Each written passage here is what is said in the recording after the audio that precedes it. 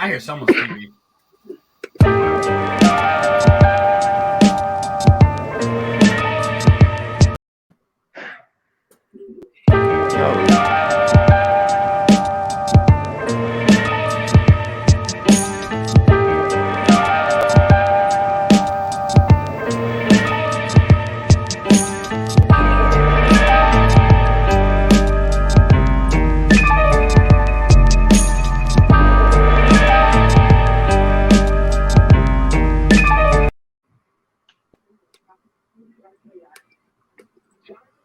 We are here. Let's go. That's so fire. That beat's so fire. I know. Glad Right? I thought of it. He said, "I'm glad I thought." You'd already trying to take credit, man. Man of multiple talents. Multiple. Welcome, ladies and gentlemen, to our second episode of Speak On It. I am your esteemed host, Big Mike. Fellas, we're here again. I got Breezes in the building. Dylan, we got a full house. Enox, my man Roz is here. We here. Let's get right into it. It has been a busy week in sports, fellas. Yeah, all caps on that. Busy week. We're gonna go right into it. There has been some big NFL news since Sunday. We're gonna go right into a recap. Basically, everyone is exactly who we thought they were in the NFL. Wait. And then the injury gods decided to say no. Yeah, exactly. And not just the Jets. Let's give them their moments because it's not going to happen too many more times. But yes, let's start the show with the Jets beating the number one seed in the AFC, the Cincinnati Bengals, who are who we thought they were. And our two Jet fans, I will let you have the floor. Wait, there's two Jet fans in here? Yes, sir. Roz too. Can I say something before they get their flowers? How Mike just kind of like underhanded compliment you guys. No, it's okay. Backhanded us. It's okay because they're trotting out the ghost of Adrian Peterson. We're not worried about that. We will touch on that. But I mean, we would not be who we are if we did not talk about that horrible helmet to helmet call. Here we go. Ended y'all the game. Here we go. Horrible call. Listen, I didn't think it was a good call either, but in my lifetime, how many calls have gone against us? Oh God, here we go. It's good to finally see one. It's good to finally see one come to us. I'm just flabbergasted. Like the fact that not even that. The fact that we're not starting out talking about this helmet to helmet, and we're not talking about this is not a gator chomp, guys. This is the great white shark, Mike. Great white Mark. My man's doing this thing. Mike White. Mike White, 405, 3 touchdowns. Philly special. The Jersey special. New Jersey special. Jersey Mike. No Philly special. My boy White Mike. Buy everybody some Jersey Mikes in here, man. Listen, man. Great win by the Jets. The helmet to helmet call. I've seen the replay 10 times, maybe 100 times. Any other team that gets called. And it's just for once, it's pretty refreshing to see it go the Jets' way. They earned that victory. If you're a Cincinnati fan, I mean, you're sick to your stomach. And you're just wondering to yourselves, like, did we jump the gun a little bit too quickly? I don't know. I just think it's an any given Sunday type of thing. The Jets are still a team in transition, but super proud as a Jet fan for that win. We got 2. It's I think we're literally creeping up on beating last year. So it's only up from here, man. It's only Yeah, Anthony, listen. I don't know why you're laughing. I'm gonna get to you in a minute. Hey, I don't listen. I just got one thing to ask y'all, man, because Roz is being very, very like a gentleman about this. I'm looking for Dylan's obnoxious response to this. Be ultra Jet fan-ish, you know what I'm saying? Because I don't watch football like that, but if I was a fan of a team and we hadn't been winning like that and we beat two esteemed teams, I'm stepping on it. It's massive. It's huge. It's I mean- great for us. We're the youngest team in football Mhm. by a mile. Literally, the youngest NFL team by age. Go ahead, look it up. Facts. Who Absolutely. cares? And if not, we definitely have the most starters who have like less. We have the than most starting rookies 2 in the years NFL. experience, Who probably cares? in general. And our, Listen, I'm humble now because I already everyone for the past like few days have already heard my mouth. So Well- I'm kind of you caught me at a good time. I'm at a good zen place, you know, like I think I don't know. I think as a Jets fan, it's kind of like for me, all I wanted was to see growth from the team. I didn't expect anything good or anything great. I've been actually this is probably the calmest I've been in a whole long time because I already came in thinking like no matter what things are happening, whatever, that we're not going to make the playoffs. We're not going to do anything crazy. Take it, see how the kids will grow up. We've never really had that. You've always had like false rebuilds and competitive rebuilds. It's never been just get a young team, build up. I'm hoping that this is something, like that'll be sustaining for a while. So I hated this win. I absolutely hated everything about this win. Not only because it cost me my 17 parlay and cost me like $400. That's right. Literally every other team that I picked to win won, except for the Bengals. And this is the trap game in every sense of the word, where the Bengals went in there too hot and underlooked the opponent 100%. 100%. And they underlooked them too. You did, and that's why y'all lost. So I'll take the win. Yeah, I'll take it too. But everybody, Jet fans are the worst when it comes to overhyping something. And Mike White getting all this overhype is the worst. It's the worst. Because where was this last week when he scored 1 point against the team that dropped 54 on us? 1 touchdown. I mean, he came in, all the first round reps, all the first reps. Now see what happens when we get all the first reps. But they also made a change with the play calling. LaFleur going up to the box to play call while putting the new QB coach, who's Zach Wilson's QB coach, on the sideline, who understands the offense, also makes a difference. Only thing I care about is when Zach comes back, is he getting the same type of play calling? Because the play calling to this point has been absolute just crap. Terrible play calling. Corey Davis drops too many passes. He already has his total from last year in drops in the first 4 games of the season. So I hated this win because all it does is start a quarterback controversy that's literally non-existent. The only way there's actual quarterback controversy. Zach's in trouble. He's not.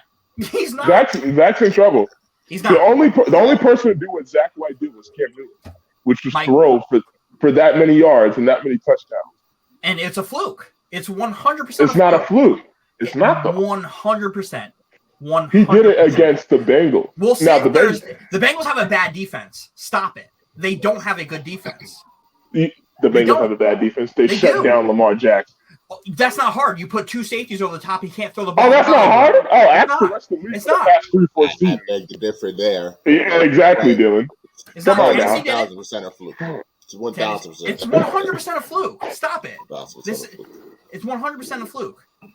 Like they were letting Mike rightfully slow. Michael Carter down the field the whole time. Stop it. 405. That's never happened again. Watch Thursday when we play the Colts when we get our shit pushed in. It's going to be completely different. when we get our shit pushed and then again, the next Sunday when we play the Bills and we get our shit pushed in. And then we're back to Zach Wilson, who's like, oh, man, that shit lasted real quick. Want to know why Zach Wilson's not going anywhere? They literally signed his personal quarterback coach to be the quarterback coach of the Jets. Literally not doing it.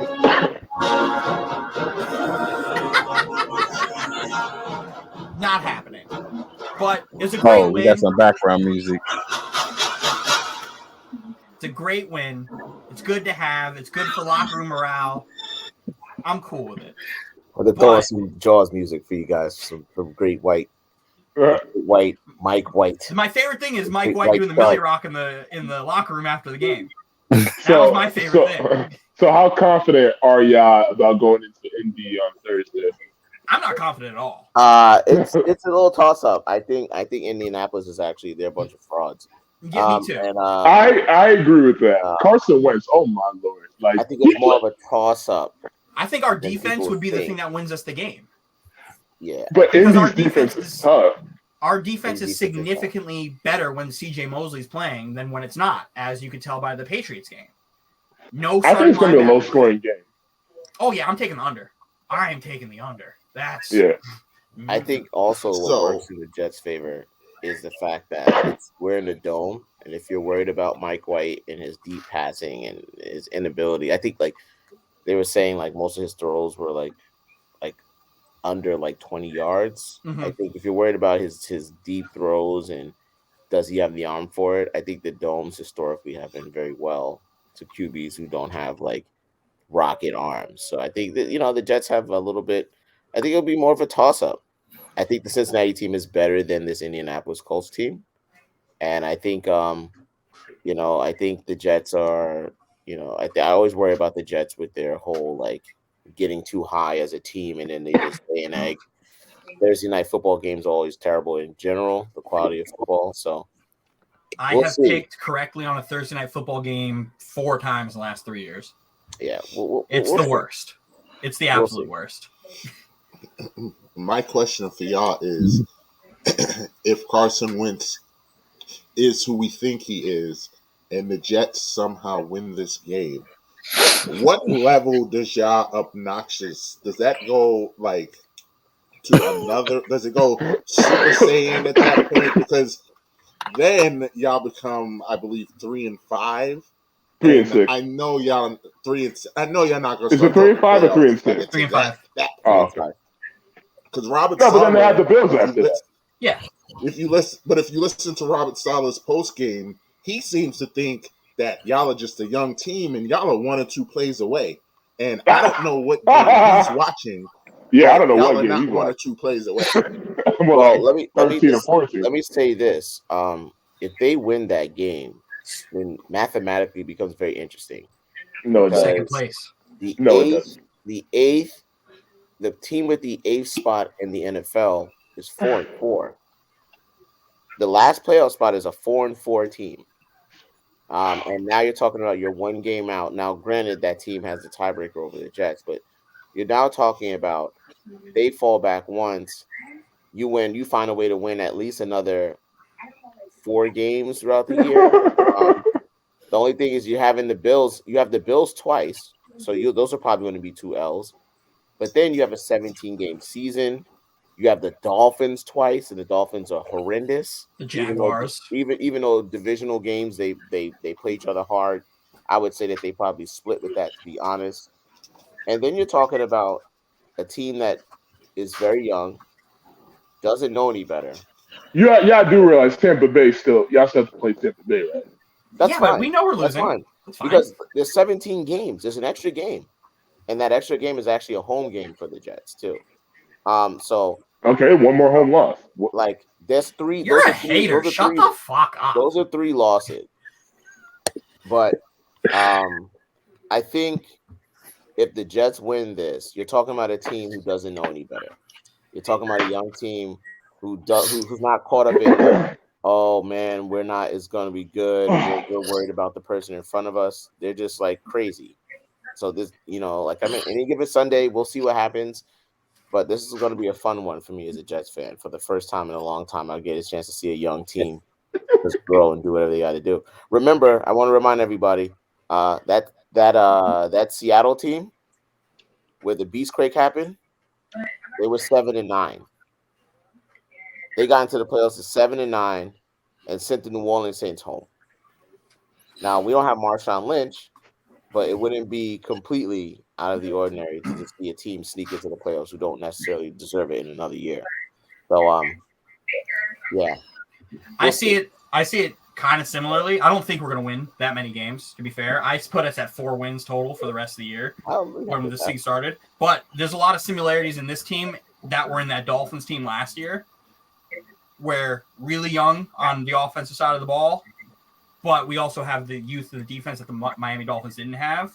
I think Salah's coaching approach is exactly what we need, and I would run through a brick wall for that man at any point in time. But if we beat Indy, it's kind of setting us up, which again, I don't think it's a complete like impossibility of us beating Indy the way they're playing and us coming off of a hot win over the number 1 team in the AFC. It's not completely out of the realm of possibility, but we still got to run, like you said, Buffalo twice, Tampa, Miami, Jacksonville. There's games you could win. Definitely winnable games. I don't want to win those games personally. That was gonna be my next question, because don't y'all want these draft picks? Y'all are loading up on draft picks, well, right? It softens the blow for me because Yeah. you have 2. I think once Russell comes back, they start winning again. Mm-hmm. But we're also right now, if we get stopped, we have 2 picks in the top 10. Yes. And if you're a young Jets team, listen, like they're the youngest team in the NFL. Like you can't just keep. Well, how much younger are you trying to get? How many draft picks are you trying to get? I get you're trying to build talent, but like a lot of these guys are 4th, 5th, 3rd, 6th round picks. Mm-hmm. Like if you're a GM and you're trying to build a team, that's heaven from a cap perspective wise, and also from a drafting perspective wise. That means that you're hitting with people and picks that no one would have ever imagined would be quality starters. And we're not talking about just starters, quality starters. These guys are legitimately ranking in like a lot of like Bryce Hall, for example, is a 5th round pick. Love him. Bryce Hall, you can't name me 20 cornerbacks better than Bryce Hall right now. Nope. And we're talking not only from the eye test, but statistically, you can't name me 20 cornerbacks better than Bryce Hall. You have a rookie running back in Michael Carter. Can you name me 10 rookie running backs that are better than Michael Carter right now? No. Right?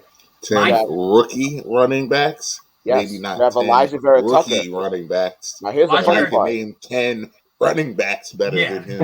Of course. But we're talking about rookies, and we're going to keep them to where they're supposed to be because they're rookies. Now let's talk about something that's a little bit different, which is not rookies. Elijah Vera Tucker is on his way to a Pro Bowl season in his rookie year. Top 5 guards in football. Got lambasted for trading up those 3rd round picks and giving it away to Minnesota. But I argue, could you give me 10 guards starting right now who are statistically better than Elijah Vera Tucker? He's been unbelievable. Unbelievable the whole way through. He's been mauling dudes. Michael Carter had a 20-something yard run off of a pull on Vera Tucker where he just mauled Jesse Bates. Mauled him. Yeah. Was able to do it. So it's not as far-fetched, It's not. And to say we're a couple pieces away, we're just young. Yeah. We're 2 years away from really honestly competing. But I don't want to win these games without Zach Wilson. Yeah. That's where it comes. That's the only downside. That's the only side. If Mike White turns out to be the guy, then fine. I get it. But we wasted a 2nd round pick or a 2nd overall pick on a quarterback who can play. Just got to be given the same opportunities. I'll end it on this from my perspective when it comes to the Jets. I think this is a blessing in disguise for Zach Wilson to be able to sit back, watch Mike LaFleur, and watch Mike White run this offense in a manner that they expected to. Everyone was comparing him, pundits, his draft profile was Aaron Rodgers, Pat Mahomes. That's why he goes number 2. He has that underrated school/arm talent you can't teach. And people keep forgetting, if you're going to talk about him and treat him like Pat Mahomes, then you should really treat him in the NFL like Pat Mahomes. Because Pat Mahomes sat for most of the season, and people keep forgetting that. I think Pat played one game his rookie year. I think in the Denver game towards the end of the year. The last game against Denver. And then people keep seeming to forget that because they're like, Pat's amazing, Pat's great. Pat sat almost the entire year. And Pat had a chance to learn that Andy Reid offense, watch someone run that Andy Reid offense, He also had Alex Smith, who has proven to be an incredible human being. Yes, he had Alex Smith as well, but let's not discount Alex Smith as well too, because Alex Smith was still wanting to start. He still wanted his job.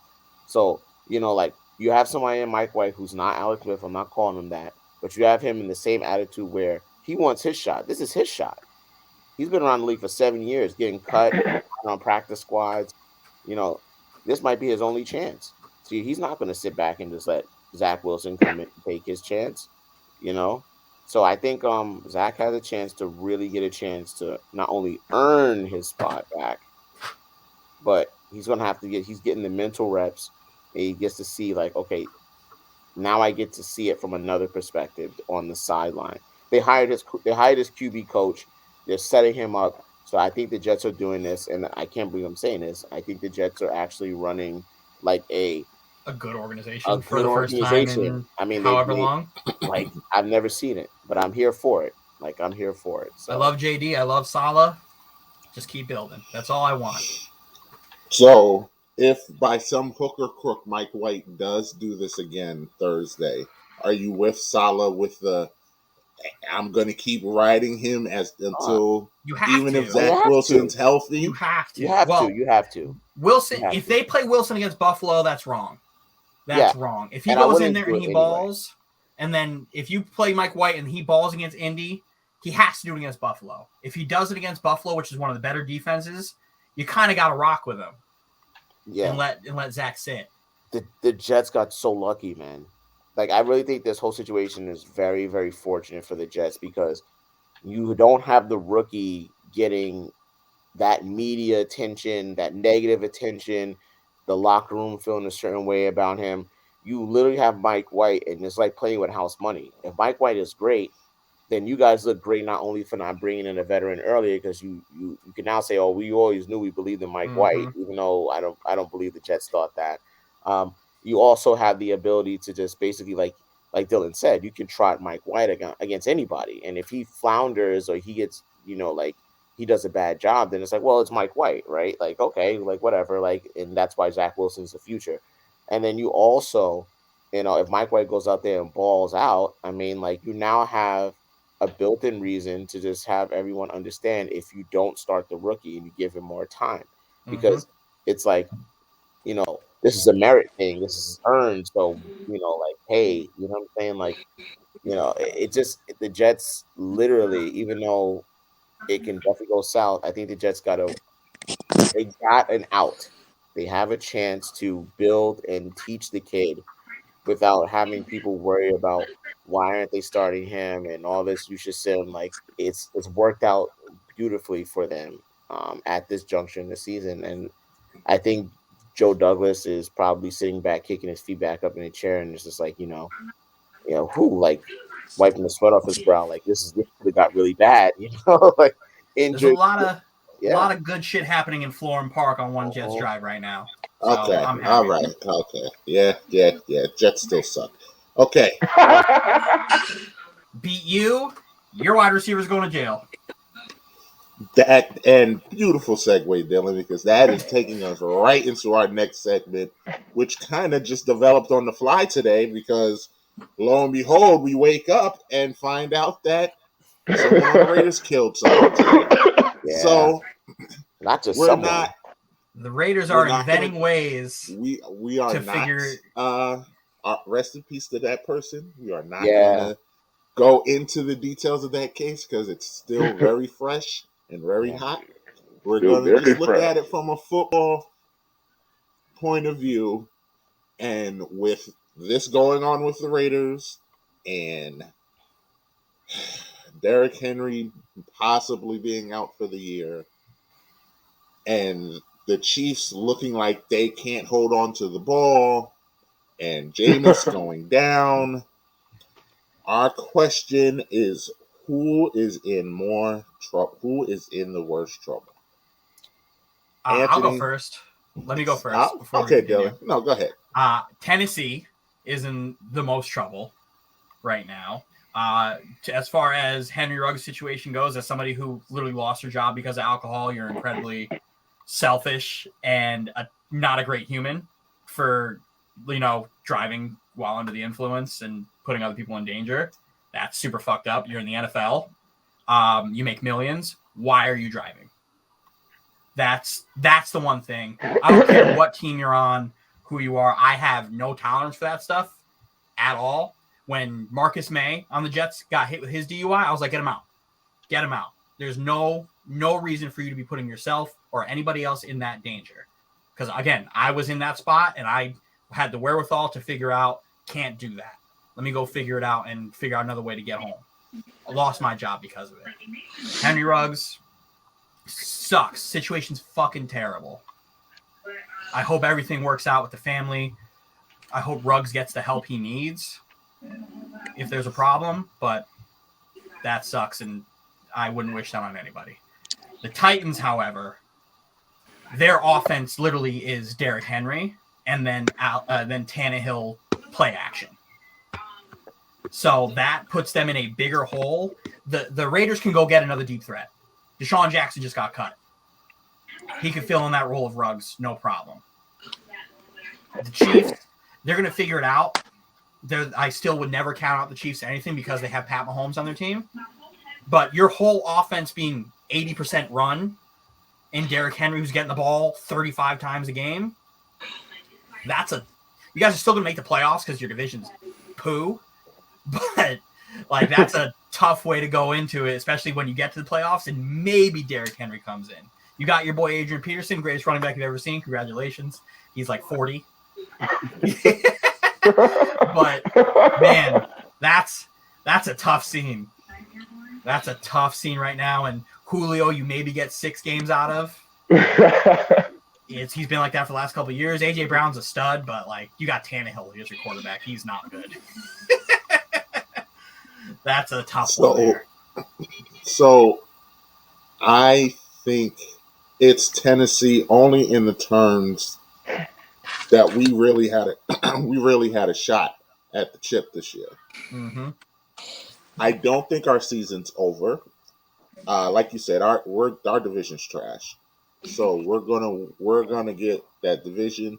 I still think we can actually win a playoff game, maybe 2, depending your matchup. Yeah, because even we're not the sexiest team. A lot of people have really never even seen us play.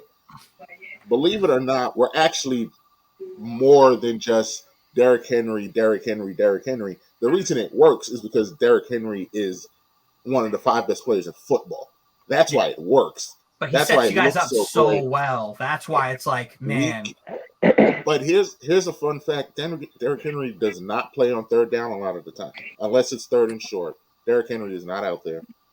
A.J. Brown is a legit number 1, playing number 2 right now because of Julio Jones. If Julio stays healthy, we do have a passing attack. So our season at this point now relies on an injury-prone Julio Jones. That's where our season relies on, because if you look at the stats, since he's come to our team, Ryan Tannehill has been one of the 10 best quarterbacks in football. You want to believe it or not, the numbers say he's one of the 10 best quarterbacks in football. Yeah, but we know he's not. And I trust him. I honestly do trust him. I do trust him. You'd be surprised when they simplify when he runs the no huddle, he is incredibly efficient.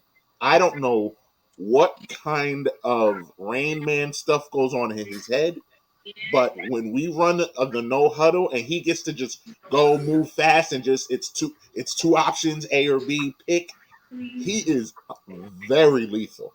So I'm not really worried about our offense. It's going to fall back because Derrick Henry's the best running back in the league. So obviously we're going to take a step back.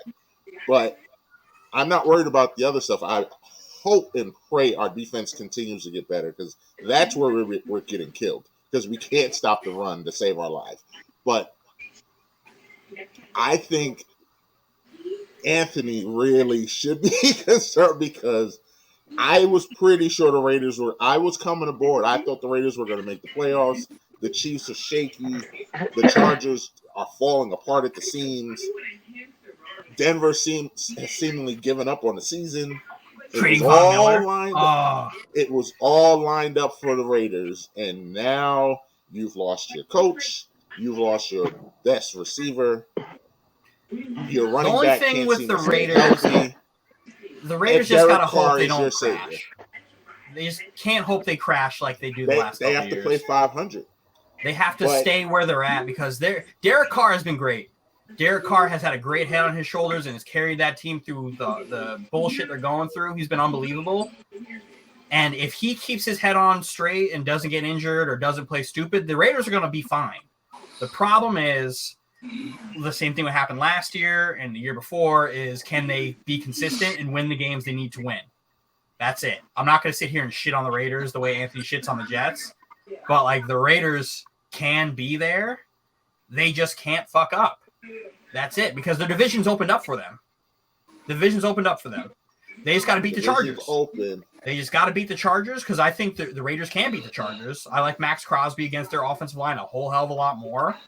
I think Derek Carr, as a veteran, has the experience to put it past that defense in Los Angeles.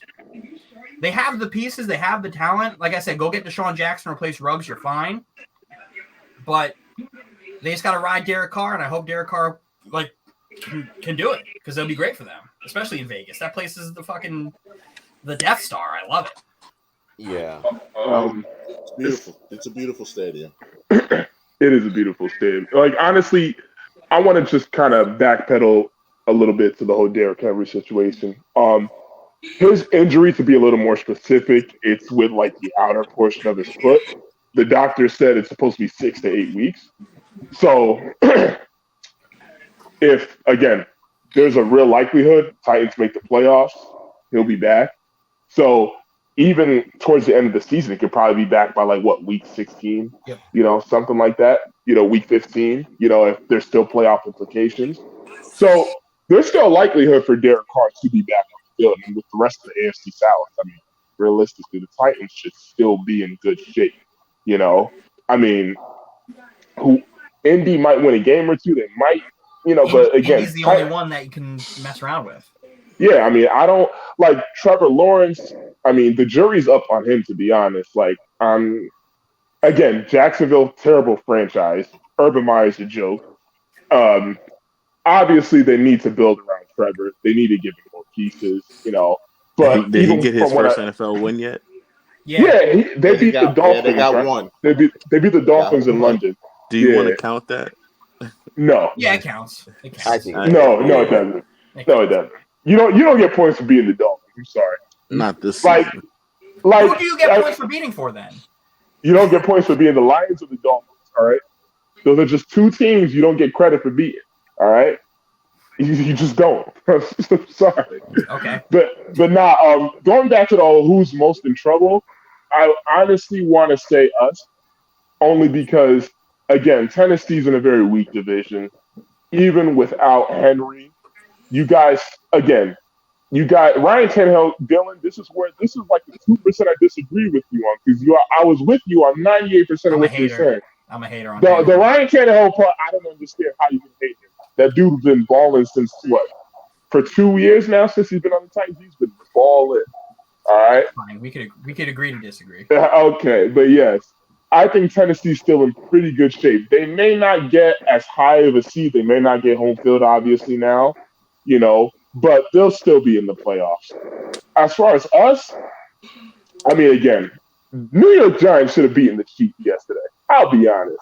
The Giants should have beaten the Chiefs yesterday. Shout out to me. Pick the Giants plus 11.5. And shout out to me. The Chargers have been regressing. And the Broncos are the Broncos. But here's the thing, though. At the end of the day, I still can't sit here and say Pat Mahomes is going to be like this for 17 games. I still have a hard time saying it. And even then, even the Chargers, Justin Herbert is a stud. Yeah, he's had a little bit of a roadblock, but I can't sit here and say those two quarterbacks are going to be the way they are right now for the rest of the season. So right now, we're in a pretty sticky predicament right now, our team. Henry Ruggs was our deep threat. he was showing up the way he was supposed to show up last year. And this happens. This is the worst thing that could have happened to him. Because Henry Ruggs and Brian Edwards were like our 1-2 punch. And then you had Waller and then you had Renfro and whatnot. Now, obviously, that throws a wrench in what we're, in our plans and whatnot. So honestly, I think we're in the most trouble. I really think that, honestly. I like that you're saying it because it shows that you're like kind of self-aware as opposed to when you're just like one nation. It's still one nation, but I mean that one nation happens to be in pretty big trouble, though. Yeah, I'm gonna go and I'm gonna basically choose the Saints here. The And Saints. that's because like I know Sam Darnold isn't probably going to be the face of the future for the Carolina Panthers, but they are and they have been playing very good football over there. Their defense has been really, really good, and it's been literally a revelation for that team. And I think I'm not very sure about how PJ is going to be as a quarterback, but I think that the Carolina Panthers, I believe Darnold has a concussion. I think the Carolina Panthers will make a lot more noise by the end of this season than we probably expect them at this point. You have Tampa Bay, of course, with Tom Brady. Guy just won the Super Bowl last year. That team is stacked from talent up and down across not only like every single level, defense, special teams, offense. The Saints are in a really bad position.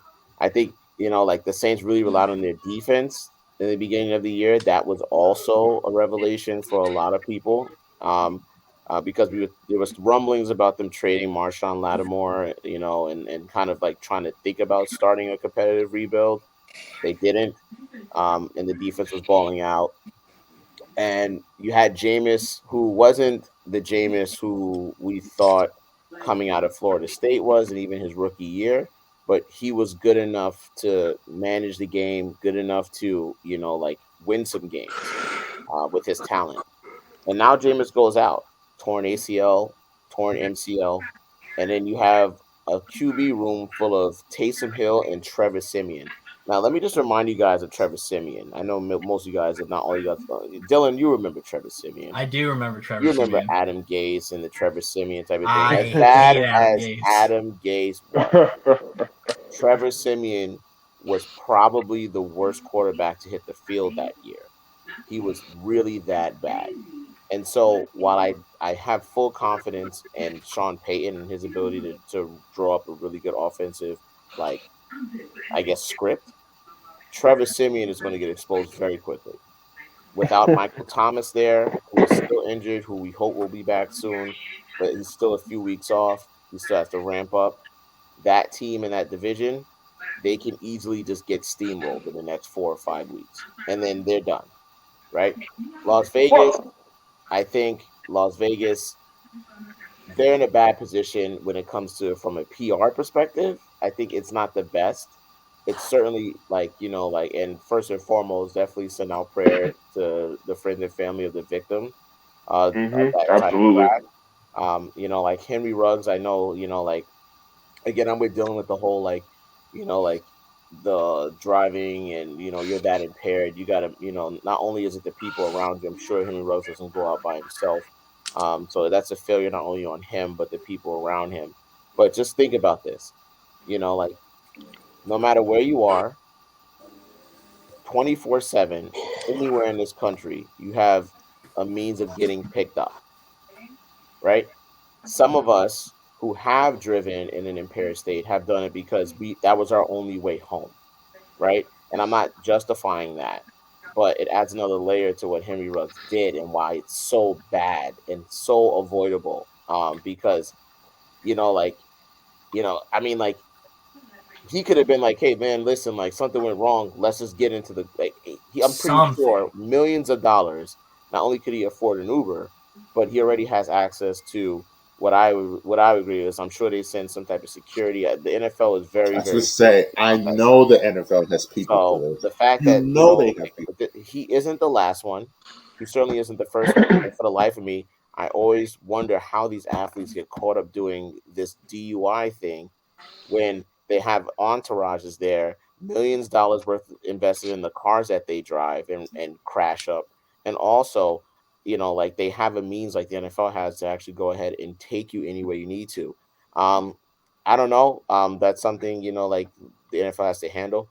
But Las Vegas, from a talent perspective, I think losing Henry Ruggs is not ideal, but I also don't think you're losing that much at this juncture in the season, because if you say 496 yards receiving, 2 touchdowns, and you're already in week 7, you know what I'm saying? Like that's less than 100 yards a game. That's less than 100 yards a game.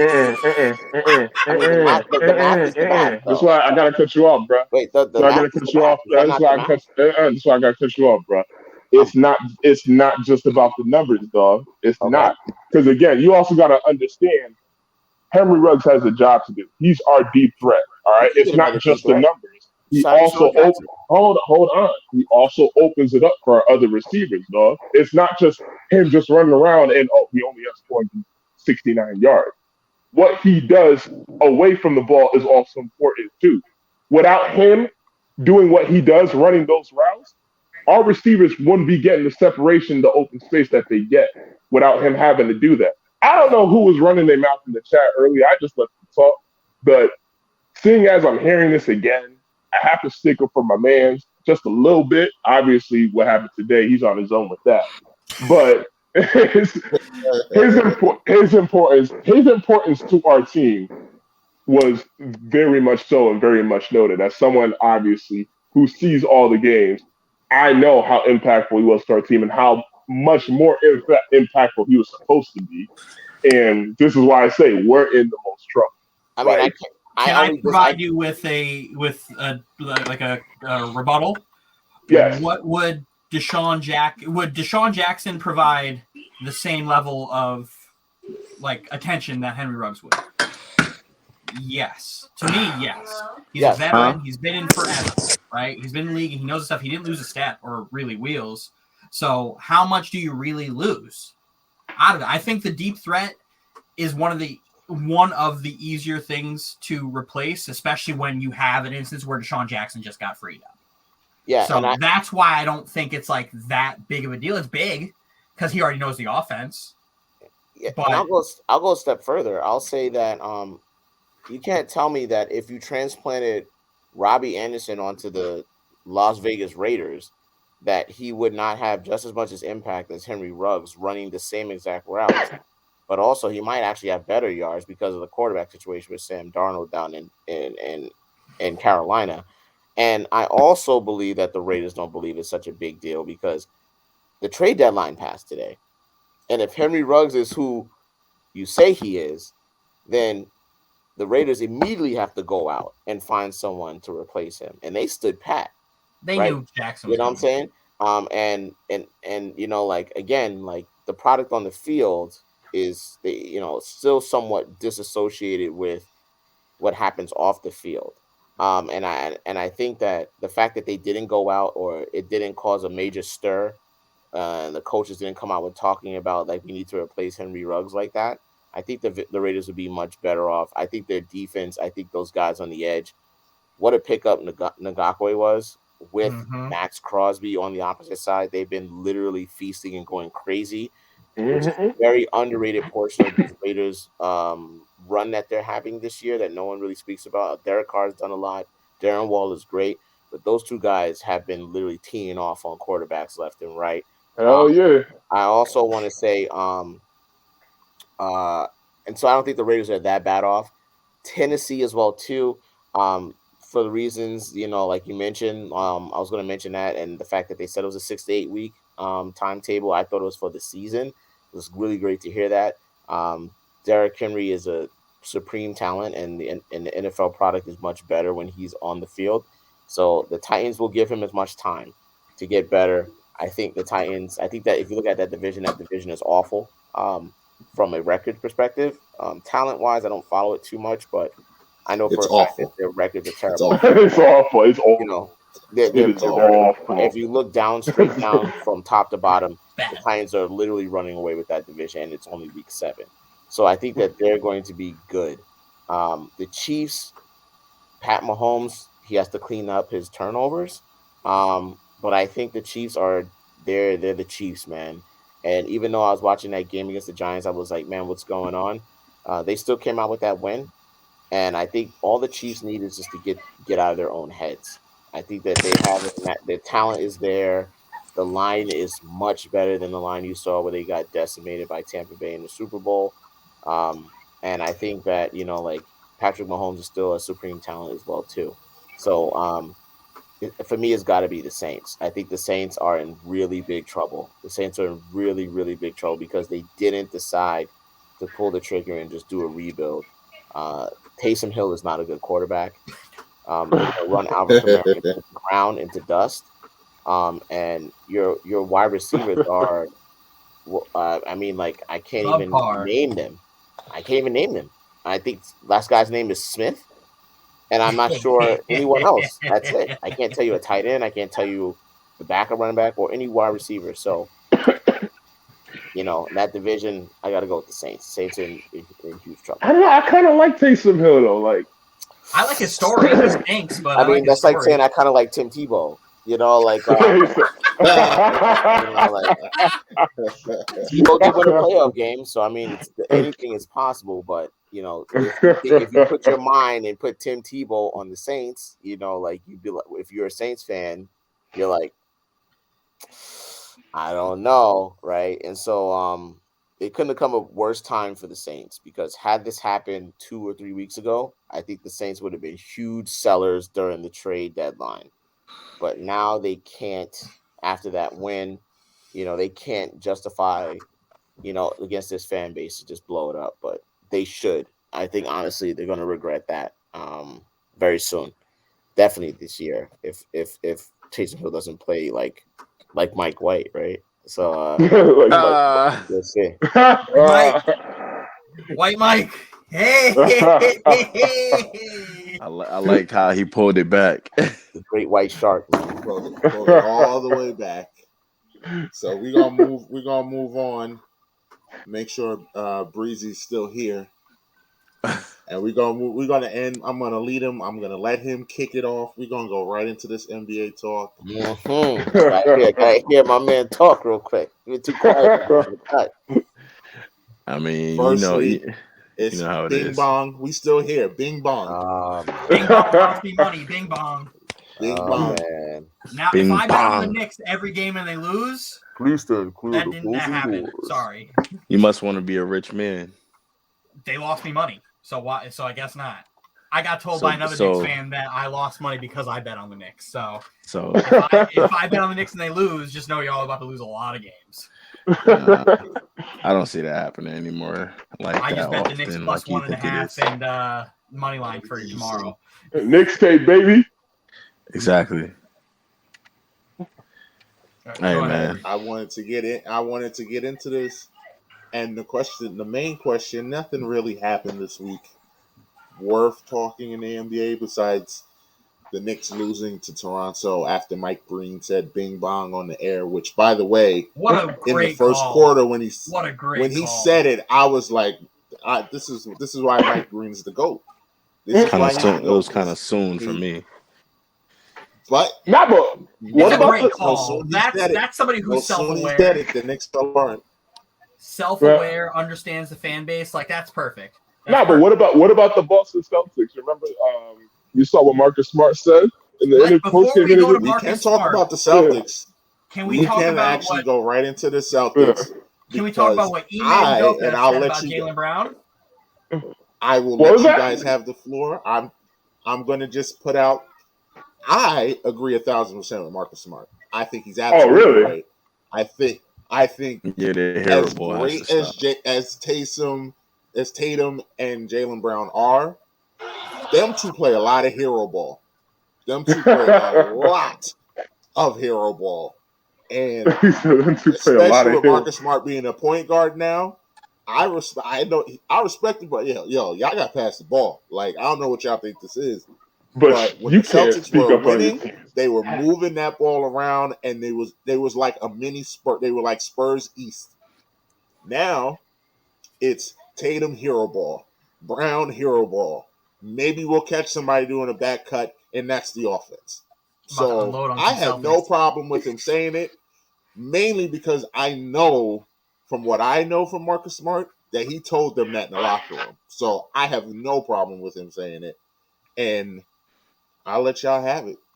All right, I'm gonna go because I told Mike and James that I'm a notorious Jaylen Brown hater.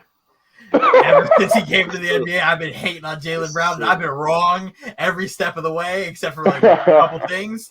And hearing Ime Udoka come out and say that Jaylen Brown's inconsistency is, and I quote, mind-boggling. All it does to me is justify my hatred for the last fucking 5 years. How you come out, you score 46, and then 16, and then 30, and then 14, and then don't play, and then 9, and then 17. That's way too inconsistent to be anything. So my thought on Jaylen Brown was always he should be a two-way player focused on forcing turnovers and running transition, get your 18 points a game that way, as opposed to trying to be a focal point of the offense, let Tatum do him, and run the offense around it, right? Hearing Marcus Smart come out and do that just kind of like solidified my opinion, but I'll say that the last time a point guard in Boston said something about needing more pieces or needing help, got chastised and killed. And his name was Kyrie Irving. And he didn't say anything to the extent of they need to learn to pass the ball. So that just shows how Boston media blew up the Kyrie Irving thing way more than it needed to be. Not saying that because he's net. I was saying that because I liked Kyrie Irving when he was in Boston. But the Celtics need to figure it out. Ime Udoka as an assistant coach is really good. I don't know what he's doing rotationally. I don't know what he's doing offensively. But putting your offense in Jaylen Brown and Jason Tatum's hand to shoot the ball 40 times a game is never made sense to me. And then even if you go back to the Knicks game, they had a possession where Marcus Smart shot 4 straight threes in a possession. Why is that your go-to offense? That's not. There's Marcus Smart also has like the irrational confidence where he thinks he's Ray Allen. He does. Which is like he really does. He did it in the playoffs in the bubble. He did it in the bubble. The last game of the year they played, he shot like 14 threes. He's not afraid of the big shot though, because he's not afraid of the big shot. Nope. He will take. He's got the Dion Waiters like confidence. Just chuck up, just throw it up, Philly cheese. Goes in. But Boston's got to figure something out. I don't know what it is because they've gone through Gordon Hayward, Kemba Walker, Kyrie Irving, Al Horford twice at this point. Like, who do we blame? Ainge is gone. Stevens is the GM now. Who's to blame? You can't have that team and have this outcome. Pass the ball. It's still what was the coach's name? I can't even think of his name. Stevens. It's still his fault because this is still his team. That was his team that he coached. He decided to flee the sinking ship and go up to the GM and then didn't change anything. I thought he was going to get fired. I really thought he was going to get fired. I did not expect Ainge stepping down. Fired. Because Ainge should have gotten fired. Ainge should have gotten Brad fired. Stevens and he quit. Got a lot of like I want to say they give him a lot of grace. They wanted him to be on the level of like, or even on like the same like, I want to say like the pathway for like the great coaches and stuff like that, especially with him being a Celtic. They wanted him to be that for sure, but it's like the grace that they gave him versus the stuff that he put on the floor and the accomplishments and his winning records and stuff like that just didn't add up. And I thought if it was anybody else, it would have been gone. I said the year before the bubble, he should have gotten fired. And I was yelled at by every Boston Celtics fan I know because it was just like, you can't keep the same product on the court for 7 years. I got shit because I said Dwayne Casey should have gotten fired after all their first and second round exits. And then when he got fired, like he didn't deserve it. No, he absolutely deserved to get fired. Sometimes you can't just keep rolling. You need to refresh. You need to go. And look at that. They made a change. They got rid of DeRozan, brought in Kawhi, and then they won a title. Yeah. That's probably why they won the title, though. That's probably why. No, I'm not going to take anything away from Golden State being hurt, but like DeRozan wasn't the guy. They needed to change something up. They brought in a new coach who made the adjustments. Like it's sometimes you just need somebody else's vision. Yeah. Mark Jackson didn't win in Golden State. Steve Kerr came in and swapped it up. Let's not jump. Let's not jump. Yeah, I think that one. Not Yeah, that one. Ross. yeah, Nah. like, the whole Brad Stevens thing it was always kind of like frustrating and confusing for me for the same reason that James was talking about. I think Marcus Smart does have a point. Like Jaylen Brown and Jason Tatum are great talents, but again, if you're a coach and you go to face the Boston Celtics, I mean, outside of those two, you can just scheme. It's just a scheme thing. No matter how much talent you may have or lack of talent, if you just throw enough bodies at those guys, like they can't win, right? Like you have to account for three other people in some capacity, and them just trying to do the hero ball and just shoot like I think they combined last game for like 64 something points, but were literally terrible at the end of the fourth quarter. I think it was either Jaylen Brown, I can't remember which one, but they shot like 1 for 8. It was just bad news, man, and it was just like while Marcus Smart isn't like like the greatest player, I think what he flashed and showed during that Knicks game at least let you know that he can knock down an wide open three. Like, like his game has gotten somewhat better to the point where if they're just collapsing on Jason Tatum and Jaylen Brown, you gotta take a wide open shot. Like, and if he can't knock down a wide open shot, then he doesn't deserve to be on the NBA roster, period. So, I get what he's. You saw it when they were giving the ball to Williams on open threes. He knocked it down every single time. You got to put trust into your own supporting cast. I'm going to keep on saying this to Ross because he knows what I mean by that. Oh, no, we're not there yet. We'll get there soon. But supporting cast, man. Yeah, man. It's just common sense, right? And I think Brad Stevens has been riding the coattails of finding Jason Tatum and Jaylen Brown in the draft. And you can only do that for so far without showing anything for it, right? Because, like Dylan mentioned, there was a lot of things that Brad Stevens had a hand in that ended up blowing in their face. Let's go the most recent. If you're a Boston Celtics fan, how frustrated are you that they traded? I mean, it's not his fault, and it is bad circumstances, but it's nonetheless. You trade for Evan Fournier. Evan Fournier literally talks about how he's going blind from COVID-19 and can't see or shoot and hit the rim, and he's not himself, right? And then all of a sudden, Evan Fournier goes to the New York Knicks and has having the best season he's ever having as a professional. Fine. Fine. So so now you're a Boston Celtics fan. You have the Knicks who are in the Eastern Conference with you, and they are now taking the player that you traded assets for, signing for just pure money, having a decent actual contract nonetheless, specifically for what he's doing right now. And you're looking at Brad Stevens like, well, you could have at least made an attempt to resign the man, right? Something. And he didn't. Nothing, right? Nothing, right? And it's like, and again, Kemba Walker's there. Kemba's there. He roundabout found his way back to the Knicks, but again, like you couldn't wait to get rid of Kemba Walker. I would say actually, basically what Brad Stevens said was it's Kemba's fault. Yeah, because they didn't do anything but get rid of Kemba, and basically it's Kemba's fault. But you know what? Again, right? He's mismanaged and grossly mismanaged their assets for the last like at least 5 years, and I think again, it's playing off and it's not just the NBA, but it's the NFL. It's the three major sports. They have this obsession with this like wonderkind young coach who now has cracked the code and has figured out the game. Sean McVay, Cliff Kingsbury in the NFL. You also have you have Brad Stevens in the NBA. Like you also have I think and his name escaped. Oh, but you have like it specifically plays out more often in the executive role in baseball, like the Billy Beans and then the Kime. I forgot his last name, but you also have my man who won dude that did it for the Cubs. The Cubs. Yeah.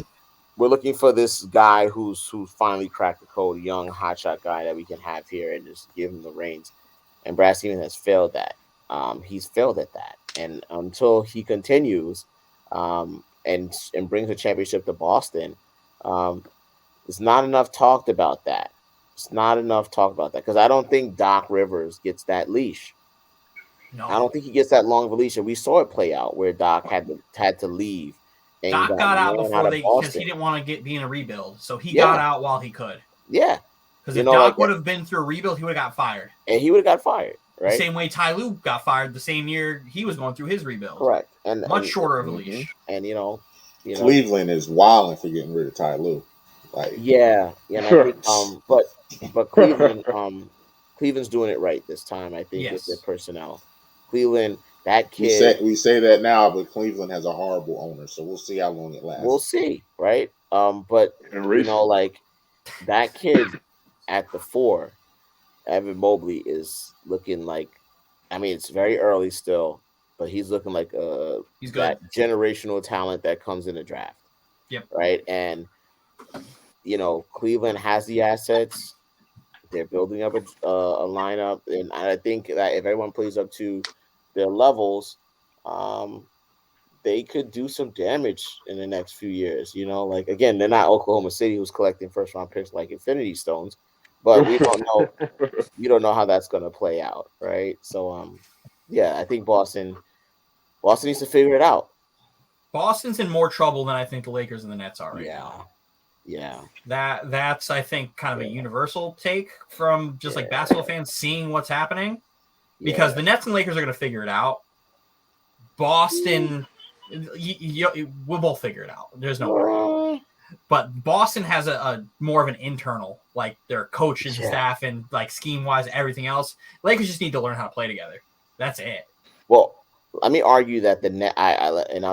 I'll say here, my vote in this, who has it worse right now, I think is actually the Nets, because the Nets did right. Their ownership, I think, Marks, if I'm not mistaken, I think they've done a hell of a job building that team. There are things that they could not have foreseen that have happened that will make this a really, really like flammable situation. If Kyrie Irving sits out for the year, you could argue that they might have been probably the worst letdown of a built up team than since the dream team that we talked about a long time ago when they were talking about that Philly team. And, we got the dream team, and how that all worked out. Oh God, Vince Young, Michael Vick, Philadelphia Eagles team, Nnamdi Asomugha. Oh my God. If you give up those assets for those 3 guys, and you don't bring a championship to New York, to Brooklyn, not one single championship, that has to be the largest letdown for a fan base I've ever probably seen in my lifetime. 100%. There's no reason why that New York Nets team should not win a championship. Brooklyn Nets, man. Come on now. Let's get it right. Brooklyn Nets, okay? Sorry. We were New York Nets at one point. Sorry. I'm getting the Brooklyn Nets. The ABA. The Brooklyn Nets. Dr. J. The Brooklyn Nets. If they don't win a championship with that roster of Kevin Durant, James Harden, and Kyrie Irving, probably 3 of the top talents that we've seen in the last 10 years into the NBA, everyone can look themselves in the mirror and probably needs to hang it up. Like that, that's crazy. It's a circumstance that's just waiting on Kyrie Irving. And it's the same thing that I'll say from last year was we can't get all 3 of them on the court at the same time. Yeah. Because when it happens, it's unbelievable. It's a great thing. It's great basketball. It's fun to watch.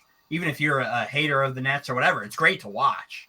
But there's not a single part of me that thinks Kyrie Irving sits out all season. I think he will be playing towards the end of the season and ready to go once playoffs come in.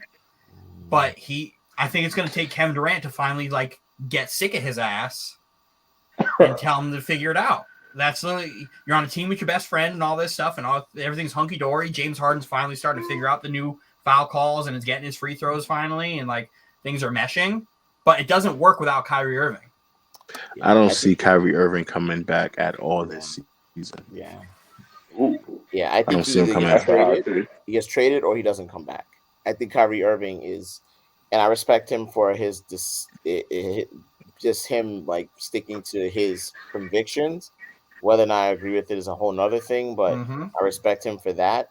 I just think that, like this you couldn't have actually like a worse situation for the New York 100%. for the New York. For the Brooklyn Nets.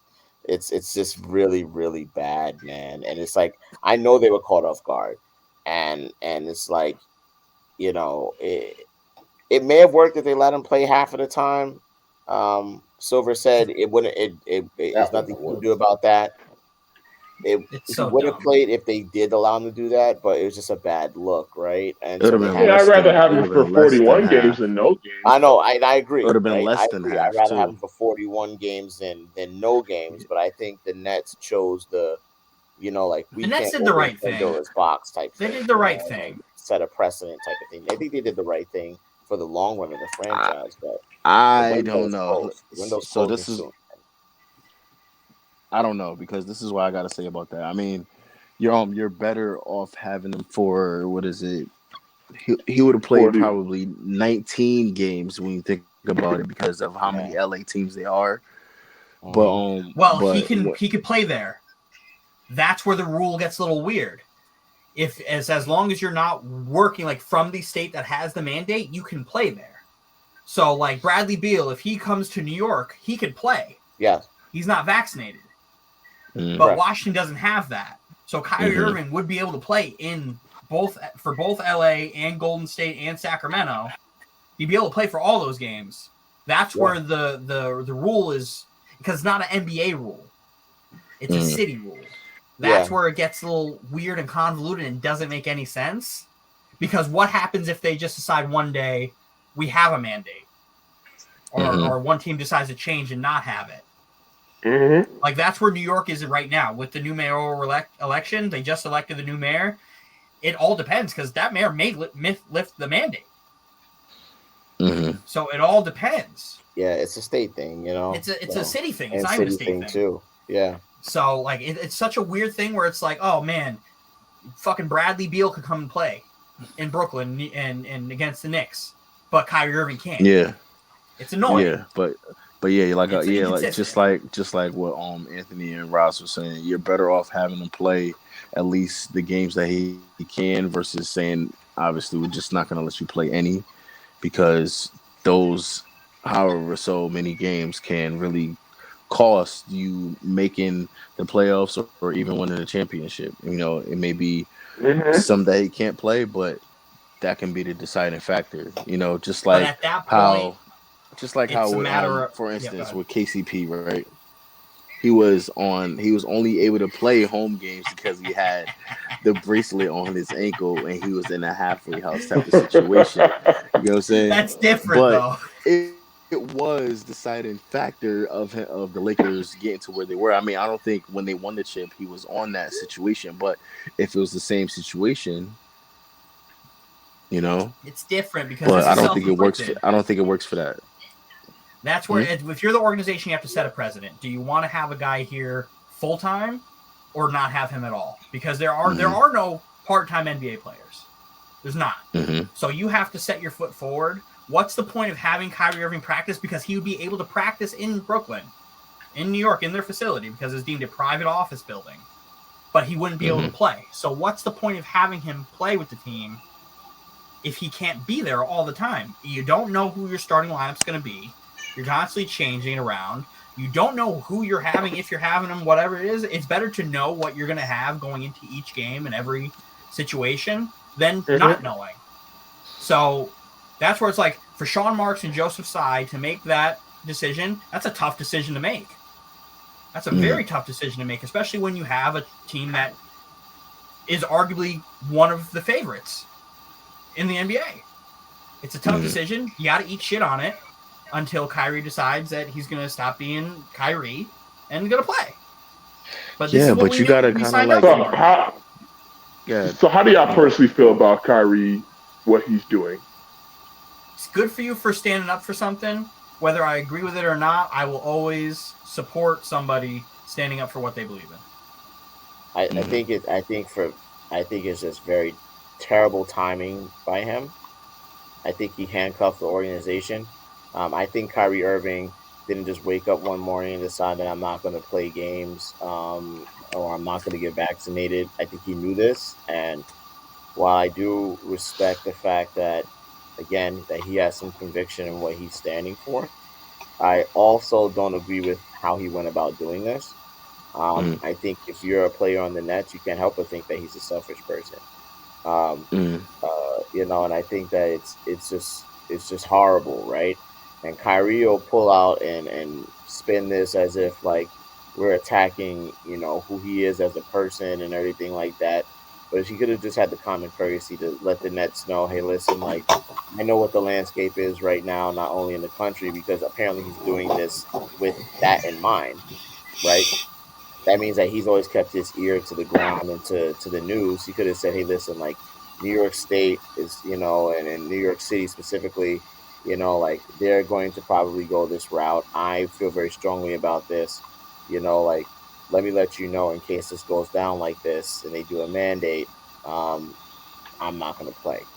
But I think Kyrie did that at the time frame that he did is because he didn't want to get traded. I think he didn't want to have to deal with that and deal with the media building up to that. So honestly, I think I think he took the coward's way out. He could have actually said something a long time ago, and then they could have at least gave the chance to Nets to do something, fill But that I role. believe I agree with you saying too, but I also believe that all of these decisions and like shift make moves were kind of like all in real time because Mm-hmm. the ownership and the city were all making decisions and changes in real time. So when from the beginning he automatically was telling them that hey, this is not something I want to do, and the league wasn't enforcing it. They wasn't enforcing it and pushing people to do it. It was kind of like whatever you believe in, you can make your own decisions and choices on it. Once it started to become very serious and they wanted to make sure everybody was going to be able to play, then they started forcing it a little bit more, like pushing it more. But that was all real time. That was all real time. So like him going about it saying that hey, maybe I can still play without getting it, and they was like okay with it, and then they weren't okay with it, that doesn't change his decision on him saying that I'm not getting it, and he was saying I wasn't getting it from the beginning. But yeah, I mean, it is an unfortunate timing for sure. It is an unfortunate timing of how he went about it. But I think that um, the Nets is not a one player team, and Mhm. if um if they're a team, they run a million schemes on how to make this work without one man. Mhm. And it's the same thing if there was an injury. It's the same thing Mhm. if there's a suspension. All of that is the same. So, Mhm. with that being said, they got to figure out how to make it work. Um, and that's just that. I feel the same way. Like Rio Hachimura, they're not making a big deal about him. He's not even coming back to the league because he doesn't want to get the shot. But they're just like, oh, he's out indefinitely for any family or life decisions. That's what they're labeling it as, and they're not putting that much emphasis as it is like they're doing it for Kyrie. And they're not even talking about it when it comes to Bradley Bill. So it's just a weird Exactly. situation. Yeah, My it's point it's a, was, yeah. what happens if DC decides they have a mandate? Now you have another star player who's been outwardly just like, people are Yeah, still dying for getting the shot. I'm not getting it. yeah, So and, the and only difference is going to be because he was so out front saying, I'm not getting it because of this. And will they play it up the way they played up for Kyrie? yeah, and I think again, it's a combination of what we already know, which is the New York media and the talent level of Kyrie Irving. That's why there probably isn't that much noise, James, on the lines of Ryo Hachimura, because again, Ryo Hachimura is not Kyrie Irving. He also does not play in the New York sports media. We know He that's is a a completely he is different a league. he, I don't mean to cut you off, but he is a potential piece for them. They already People are already talking about how this Wizards team is making noise after giving up such and such, right? And now they acquired Kyle Kuzma, and everybody was already giving him talk and everything like that. But still, Bradley Beal is a All-Star, Olympic winner, all that, and so. But I was talking about Ryu Hachimura specifically. Like, he's not Kyrie Irving, and that's why he doesn't probably get as much scrutiny as Kyrie Irving, and because of Kyrie Irving's past run-ins with the media and how that's going on, like, he's a hot topic for the media just to needle him as well too, and so it's like he's just in the spotlight right now, and he's a weirdo. And it's because of the he's not a weirdo. Because of the expectations of the media as well too. No one expects much from the Washington Wizards. He's just very opinionated, and so there was a whole build-up. He's very opinionated. I can't recall the last time we had a build-up of 3 people together since that whole like that Miami Heat team, which was on that national level where we're like, we got 3 of the best players at their given positions arguably coming together to make this happen. Right, and like they all came together to make this happen, and and now you have one of them literally just being like, "Hey, like, I'm not playing." And to your merit, the Brooklyn Nets have to be able to figure out how to win games without Kyrie Irving. It's just like you said, like, it doesn't change the fact if he was suspended, if he was injured, they have to win games.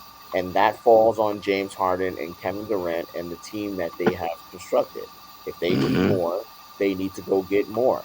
It's just that simple. Like, not every team has Kyrie Irving, James Harden, and Kevin Durant, and they win games, right? Exactly. The Knicks win games. They don't have any of those guys. There's no person on, I think, the Knicks that I would trade for James Harden. There's no person on the Knicks I would trade for Kevin Durant. You know what I'm saying? And so, like, they're winning, and they're winning in the same conference. So, I mean, the Nets, like, they need to just make sure, they get the job done. Shout out for the Knicks for doing as good as they are. You know what I'm saying? Like, I think they're doing a great job, and but I also think it's only like 7 games. But you know what I'm saying? Like, the NBA is a great place when the Knicks are good. It's a wonderful place. It's a wonderful landscape when the Knicks are good. Ooh, Dylan, say that again. Say that again, Dylan. 100%. I want to hear you say it again. Shut up. I'm talking. No, the NBA is a great place when the Knicks are good. Hands down. 100%. When the big markets are competing and they're playing, there's no better place to be than in the NBA. Yeah. Your stars are aligned. MSG is MSG, the most famous arena in the world. But when the Knicks are bad, Trae Young MSG is a superstar. Trae Young is a superstar because of the Knicks. Ascended to it because of playing in MSG. 100%. But 100%. He showed out. The hell was Trae Young? I like the Knicks. It's just I hate you, Anthony. So it's tough for me to like root for them because I like when the Knicks are good. When Stoudemire and Melo were in New York, I was like, hell yeah, New York is a great place. I watched all those games. Now hold on. This is where I gotta call you out, Dylan. Don't be lying. This was 9 years ago, but I still remember the way you was acting. You was hating. When? So don't give me this whole, I was there and I was I was there. You was hating, bro. You was hating. I don't necessarily care for the Knicks, one way or the other. And they don't care for you. I honestly think that the NBA would be. It is much better when the Knicks are competitive. You know what I'm saying? Like, and making noise because, again, like, those are one of those storied franchises and where they're from. I think the Knicks are still about maybe 2 or 3 years away. I still think they need that one transcendent talent. I think as the NBA is constructed right now, I think when it comes to the playoffs, you're going to need a transcendent talent that's going to take over and be able to completely take over the game. I mean, like the years of the Dallas Mavericks, San Antonio Spurs, like coming together as just one whole team and win the championship, I think those days are gone at this particular moment. I think what you saw Giannis did, what you saw Steph and Clay did, what you saw LeBron and Kyrie did, like all the last championships have that one either one or two talents that are just like, we are better than everyone on the court, and we are going to literally impose our will. And that's the last like 5 or 10 years have been championship teams who have exhibited that. And I think the Knicks need that person. False, and more false, Here comes bro. the bias. Let's go over the last. Hold on, wait. Go over the last five. Let me say this: the Knicks and the Warriors are on a collision course in the NBA Finals. What are you talking about? I said that this morning, and that is what's going to happen. That's not going to happen. That'll just segue us right into our last topic tonight. That's not go ahead, Ed. You just say it again. The Knicks and the Warriors are on a collision course to the NBA Finals, and this is after 7 games. 7 games, and this is what I'm saying. This is borderline delusion right now. Borderline delusion. Borderline delusion. After 7 games. After 7 games. Yeah, 7 borderline games. Delusion. Yeah, 7 games. Borderline delusion. That's wild. Curry's doing what Curry does best, and Klay Thompson is coming back. Draymond Green. I don't know if you have been paying attention to what Draymond Green's been doing. He's been hitting his shots. Awesome. He's been playing defense and hitting his shots. He's been hitting his threes too. I don't think you're off about the Knicks haven't even beaten the Hawks. The Knicks are the one. The Knicks didn't even beat the Hawks. The Knicks are the one where I'm like, what are you talking about? Did we forget what happened last year? The Knicks didn't even beat the Hawks. I think the Knicks. Are you talking about last year, dude? We're so much different this year, bro. But we gotten so much better. It's 7 games, Andy. That's still a sample size to see a team's potential. No, it's not. That's the smallest. Wait, hold on. You can't say I'm making. Wait, but you guys. But Dale, you can't say I'm making sense about the West Coast, but I'm not making sense about the Knicks. You want to know? Can I say why? No, I'm telling you, the Warriors are going to be. Because the Warriors have been there. I didn't agree with you. And they know what it's like. Steph, Klay coming back, Draymond. That's a 3 that's been there and won it and knows what it's like to win it and has gone all the way multiple times. I do agree that I think there's a world where the Knicks make the Eastern Conference Finals, depending on their map and who they have to face. Yeah, I think there's absolutely a world. Yeah. There's absolutely a world where that happens. Yeah. But if the Knicks have to meet up with the Bucks, the Heat, or a fully healthy Nets team, no way. There's no way. There's no way. No, hold on. No way. I agree with you on the Bucks and a fully healthy Nets squad. As much as I hate to say it, I do not agree with you on the Heat. I don't agree with you on it. All right, for the same reason I just watched their game today. Now getting crowned Eastern Conference Final champions, I would like to say that Miami Heat team with a healthy Victor Oladipo might be the deepest team in the NBA. That's a problem, man. Might be the deepest team in the NBA. Look at these two. Look at these two just up giggling. up and down the. All right, so let's just talk about their starting 5 if Victor Oladipo comes back. Victor Oladipo, man, come on, man. We talk about that, dude. Just hear me out. Kyle Lowry, Victor Oladipo, Bam Adebayo, Jimmy Butler, and then you want to talk about a person who's actually like now. I'm kind of intrigued because I wonder how long he can keep this up. Tyler Hero, who's been shooting like. Look at these guys. No. This is why we can't be around these Knicks fans, bro. They're Tyler Hero. If you don't go all the way out my face. No. But listen. This is what I'm trying to say. Like, and I need you to hear me out, right? I think someone in the chat said numbers don't lie, right? And if we're going into seven games into the season, I would beg you to look at the stats of Tyler Hero and compare them to the stats of Evan Fournier. And this goes back to the idea, again, of tying back into why Kyrie Irving is now such a big deal. And someone like Rui Hachimura is not such a big deal. It's because of the New York market. And now you're putting on the New York lenses, the New York Knicks, orange and blue lenses, and their stats aren't that far off. So if you have someone who's quote unquote close to Evan Fournier, who's an afterthought out of those other starting 5. I mean, if you go up and down against the Knicks, right? Who's better than Kyle Lowry at the 1 at the Knicks? I'll help you with that. No one. So that's Kyle Lowry right there, right? Oh my God. Number at the 2 position, right? Now you can argue, right?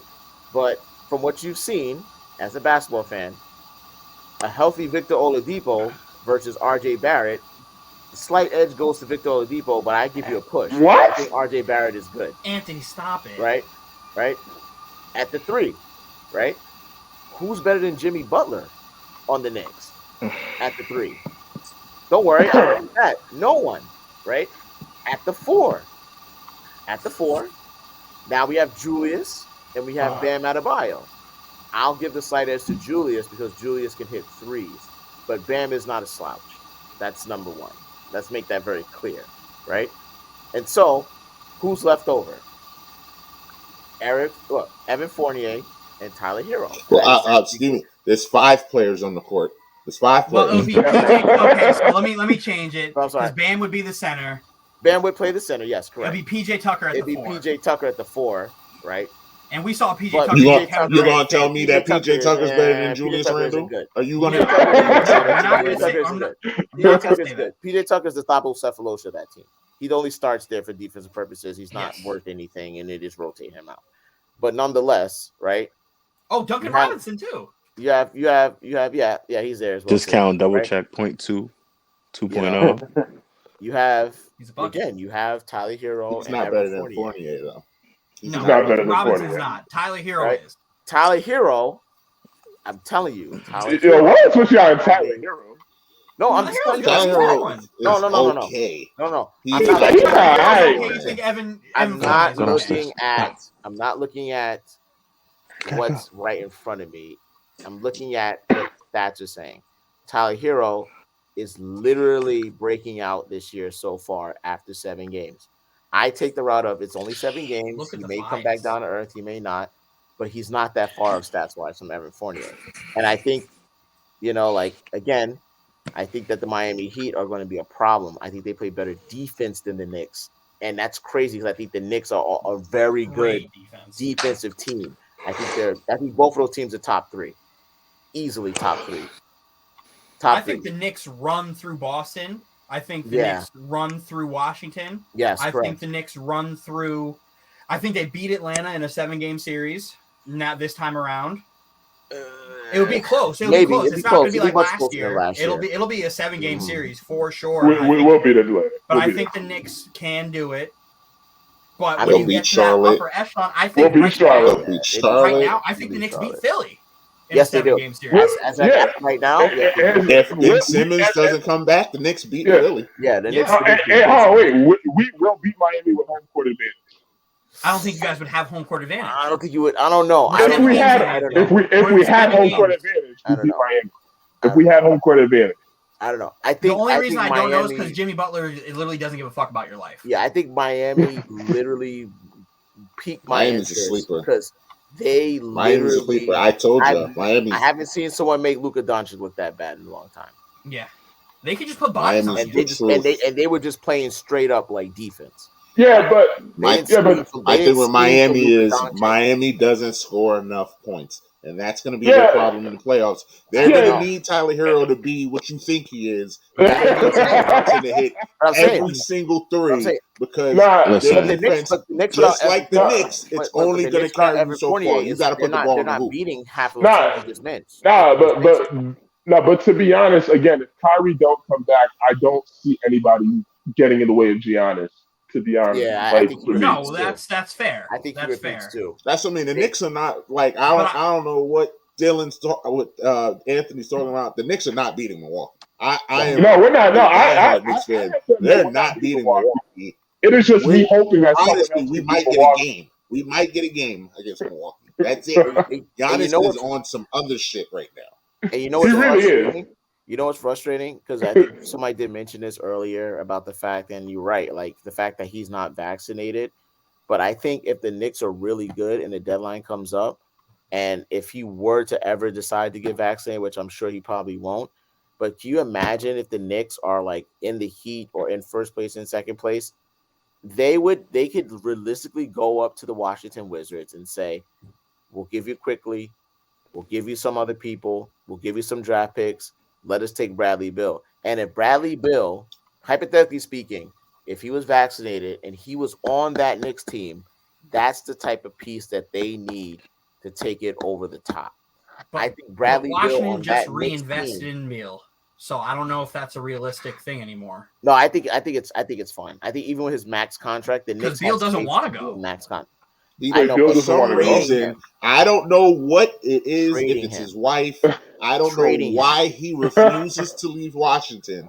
But he refuses to leave Washington. As long as Beal's like, I don't want to go, he's not going anywhere. Him and Damian Lillard are smoking the same. Lillard to me is the more realistic thing. Nah, Lillard's a loyal dude. He's loyal, but you gotta respect. Lillard's realistic though.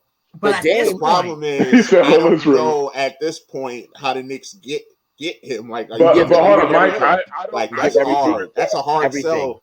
Everything. That's a hard. You have to trade everything like you traded for Melo. No, I don't think Lillard's realistic though. I think realistic is more. I think Lillard is more realistic than Beal. I don't think so. What has Portland been the past damn near 7 seasons? Yeah, they've been doing the same thing. But when do you start over? No, if you're the Knicks and you see that Dame Lillard is available, you put everyone on the table, not named Julius Randle. No, you trade Julius and Bradley and RJ. No, and I might give up RJ Barrett too. And I might even I'm not doing that again. You can't trade. Can't trade RJ. You can't trade RJ, but you trade Julius Randle and everybody else. But I would trade Julius Randle. I wouldn't trade Julius. Julius Randle is a transition guy. Either.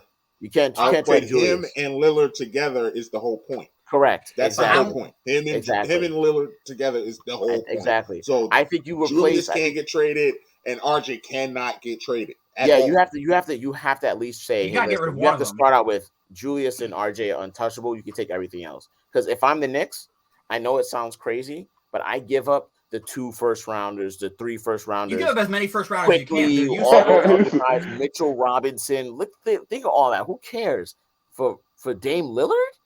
You make it happen. Knicks? I know, but I'm not trying to give up half of New York for Dame Lillard. Nah. Now listen. Dame Lillard. Lillard brings RJ people Barrett with him in free agency. Julius Randle not only puts the Knicks in position to face off against the Milwaukee Bucks, but that city will literally explode. The entire basketball world will revolve around Madison Square Garden. You will not have anything you've probably seen in our lifetime for the Knicks as Patrick Ewing and those Knicks teams. If Damian Lillard goes to the New York, it's must watch. That would arguably be the most important thing in basketball. You think Bing Bong is big now? If Dame Lillard touches that floor with the New York, imagine Dame Lillard sits there and says, "Trae Young, fuck you, you're not allowed in Dykeman." It's the hottest thing in town. It's bigger than Melo. It's bigger than Linsanity. It's bigger than all of that. But listen to me. You lose so much trying to get. You lose your whole core of your team. Future potential. IQ and Mitchell Robinson. We did this for Melo before, man. We did this. We lost so much to get Melo. Because the team got bad. That's why. If the team what you think would happen if we give up the whole team for a Damian Lillard just to keep RJ Barrett? Well, Mike would know. I'm still not fully invested in it. I mean, I'm not fully invested in no RJ Barrett. Well, I think you should trade RJ Barrett. Then you lose less of the core. Then you lose less of the core if you put RJ Barrett on. I put RJ Barrett on the trade. Yeah, that's what I was saying to start out with. He makes it so you don't have to trade as much. Correct. Exactly. That's what I'm saying. My ideal trade for the Knicks is RJ Barrett, Mitchell Robinson, quickly and maybe 1 or 2 picks and call it. I would do 3 firsts and 4 firsts. That's Fuck it. Get rid of it. 3 firsts? You have Dame. You have NBA Randall, draft picks are so not valuable. But 3 firsts, dude. Think about it. But if you're good, those 3 firsts they're essentially second round picks. Exactly. And then how many times have the Knicks hit on a draft pick in the last 20 years? Why do draft picks matter? They just floor around. When you go into it, you're changing the landscape of your franchise for an 18-year-old that may not turn into shit. We see it way too often where there's way more first-round busts than there are booms. So get rid of the picks. Listen, as much as the Lakers gave up for AD, and I still kind of stew about the fact that we don't have BI, and I thought we should have threw Kuzma into the trade. We look at them plays like, dang, they're really good. Lonzo's good. BI is good. I'm still not reversing that trade. I'm still not reversing that trade. I'm still not saying to myself, oh man, I wish I didn't have AD in that championship. I could have had Lonzo and BI and Josh Hart on the team and those first round picks. I'm still not saying that. No one would say that. And that's what I'm trying to say is like AD and Dame Lillard to me are equivalent, if not Dame being better at his particular position than AD is currently right now. Like AD is really good because he's a unicorn. Dame Lillard is just a dominating player. Dame Lillard can drop 50 to 60 points every single game. You know what I'm saying? Like that's what we're talking about. Like an absolute atomic bomb on the court. I love Jared Allen, but I understood what I had to do to get James. I get it. They gotta go. Yeah, that's what it is. Yeah, like James Harden. Like James Harden. You give up Jared Allen. Yeah, those guys are good. Philly is killing themselves for not pulling the trigger on that. Yeah, you may lose out on Spencer Dinwiddie. Oh, we haven't even talked about them yet. That whole Ben Simmons shit. You know, like whatever. They're killing themselves for not saying, yeah, sure, take Ben Simmons. Yeah. What's going on? What's going on with old dude? He don't want to be there. He's done. Be there. He doesn't. I know, but he's going about it the worst way. He's killing all of his value. He's trolling. Like it's like, dude, you're on a 5-year, $177 million contract. You play very good defense. You're a great facilitator. You have no jump shot. I think it's just ridiculous. You're too non-compliant for someone of your skill set to be doing shit like that. Like, you're not good enough. Like Shaq said about Ben Simmons, he's not good enough to be doing the type of stuff he's doing right now. Like, but you know what? But you know why? It's because they gave him the max contract, and now he's settled in and digging his feet in the sand. Yep. I think the worst thing they did was give him a max contract. I would have traded Ben Simmons that year before he became that exposed. And I just couldn't understand. I had this long talk with a bunch of people as to like why, like, would you give him that max? Like, oh, but like a lot of people told me, well, who would you give it to? You know, like you have to at this point because other people are getting max contracts. I'm like, but the process is more important than the outcome, right? If you do the process and it's sound, then it will tell you that Ben Simmons doesn't deserve that max contract. At least you shouldn't give it. The problem with Ben Simmons is his ceiling is so ridiculous. His ceiling could be unbelievable. Yeah, but it's based upon something that he. I mean, like again, I'm not. At the time of that extension, we didn't know he was just like a mental midget. I don't know what his apprehension is about really honing in on his jump shot, but I don't get it. I think there was a clip of them leaving him like 15 feet like away from him wide open, and he pump fake and just drove to the hoop and got a charge. It was the most crazy. It was like the craziest play I've ever seen. And I'm just like, you got to take the jump shot, man. At this point, he's going to end up getting relegated to like the Magic or the Kings and just being perpetual just NBA purgatory where he literally won't get out, or he's going to go to Oklahoma City in a trade where they have to give up Ben Simmons and like 2 first rounders just to unload the contract for Oklahoma City to just buy him out. Like the best fit for him, I think, is the Golden State because of the assets they have and where he can slot in. But I just think that if you're the Warriors, would you want another Draymond? You have to say to yourself, first you have to figure out what Klay does. You have to say, okay, when Klay comes back, do we have enough shooting to offset Ben Simmons because we get his playmaking ability? And it gets crazy. We can start doing like literally like the Showtime Lakers. We just passing the ball and we're shooting threes with Steph and coming down the line shooting with Klay. I think if I'm Jacob, I think if I'm this GM of the Golden State Warriors, if Klay comes back looking like Klay, I really, really would consider trading Wiggins, and like they may actual Wiggins and Wiseman. I don't know. Well, to make money work, you have to do it. Yeah, I mean, Wiggins has a decent deal. He got a max deal, I think, from the Timberwolves, but it was an older max deal. But then Wiseman makes salary work as well as giving them a reason to want to make the trade. I personally would try to, if I'm the Warriors, I try to do a little bit of like a combination of Wiggins, Jordan Poole, and maybe like the kid that was playing power forward that was pretty decent. And I try my best to keep Wiseman. You may not be able to do it, but I think you would leverage the fact that Simmons is a malcontent there. And so you can say to yourself, like, well, who else is going to trade with you guys, right? Like, who else is like Ben Houston. Simmons? Like, I think the Warriors in the catbird seat because the Warriors are like, hey, listen, we would love to have Ben Simmons in his playmaking ability. We don't need Ben Simmons, right? And so you guys take what we have or we don't go. And Ben Simmons can get traded to someone like you said, like Orlando or one of those other places, like the Pelicans or whatever he wants to go to. I don't know, man. This if you're Philly, I can't even. I'm not even feeling sorry for Philly. I think Philly allowed him to just do this, and I think Ben is just basically doing the same thing every other superstar has done. Like what discourages him from doing it? You watch Harden do it, he gets his way. You know what I'm saying? You watch AD do it, he gets his way. You know, like it's just like if you're Ben Simmons, you're like, all right, everyone else does it. Why can't I do it? It's my time. So you know, I think he's trolling right now with not talking to them. But I think he's not going to play another game. To me, the one team you monitor in this situation is Houston because of John Wall. Yeah.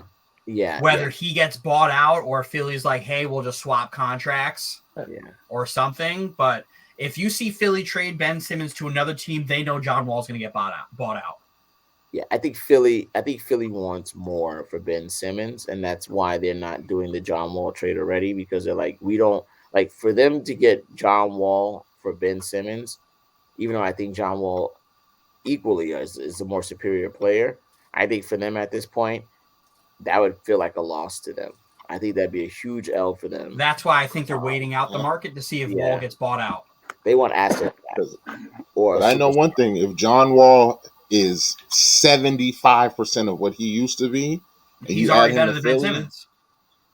Philly I think it works. A contender it works perfect. all over again. I think it works perfect, but I think Philly in their minds are saying we think that we deserve to get at least recoup some of the assets that and the time and resources that we put into Ben Simmons.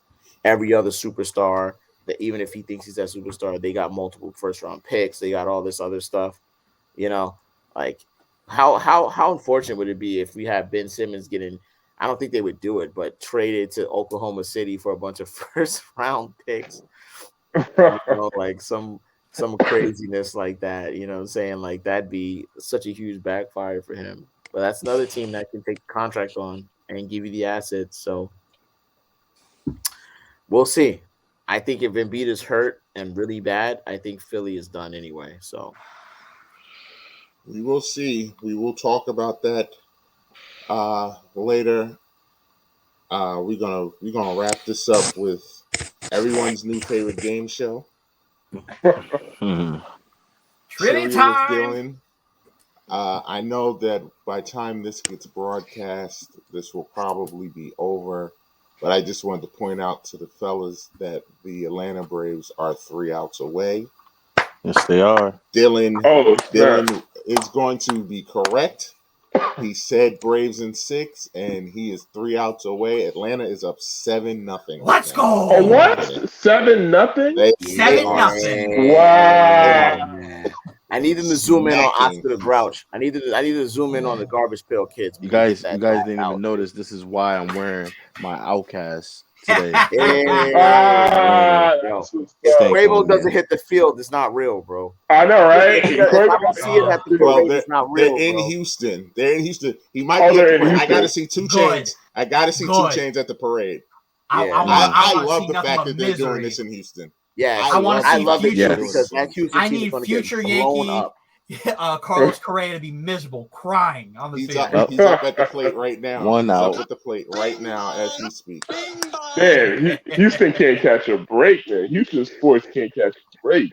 Good. Jeez. It's all because they cheated. It's bad sports karma. Bad sports karma. Bad sports karma.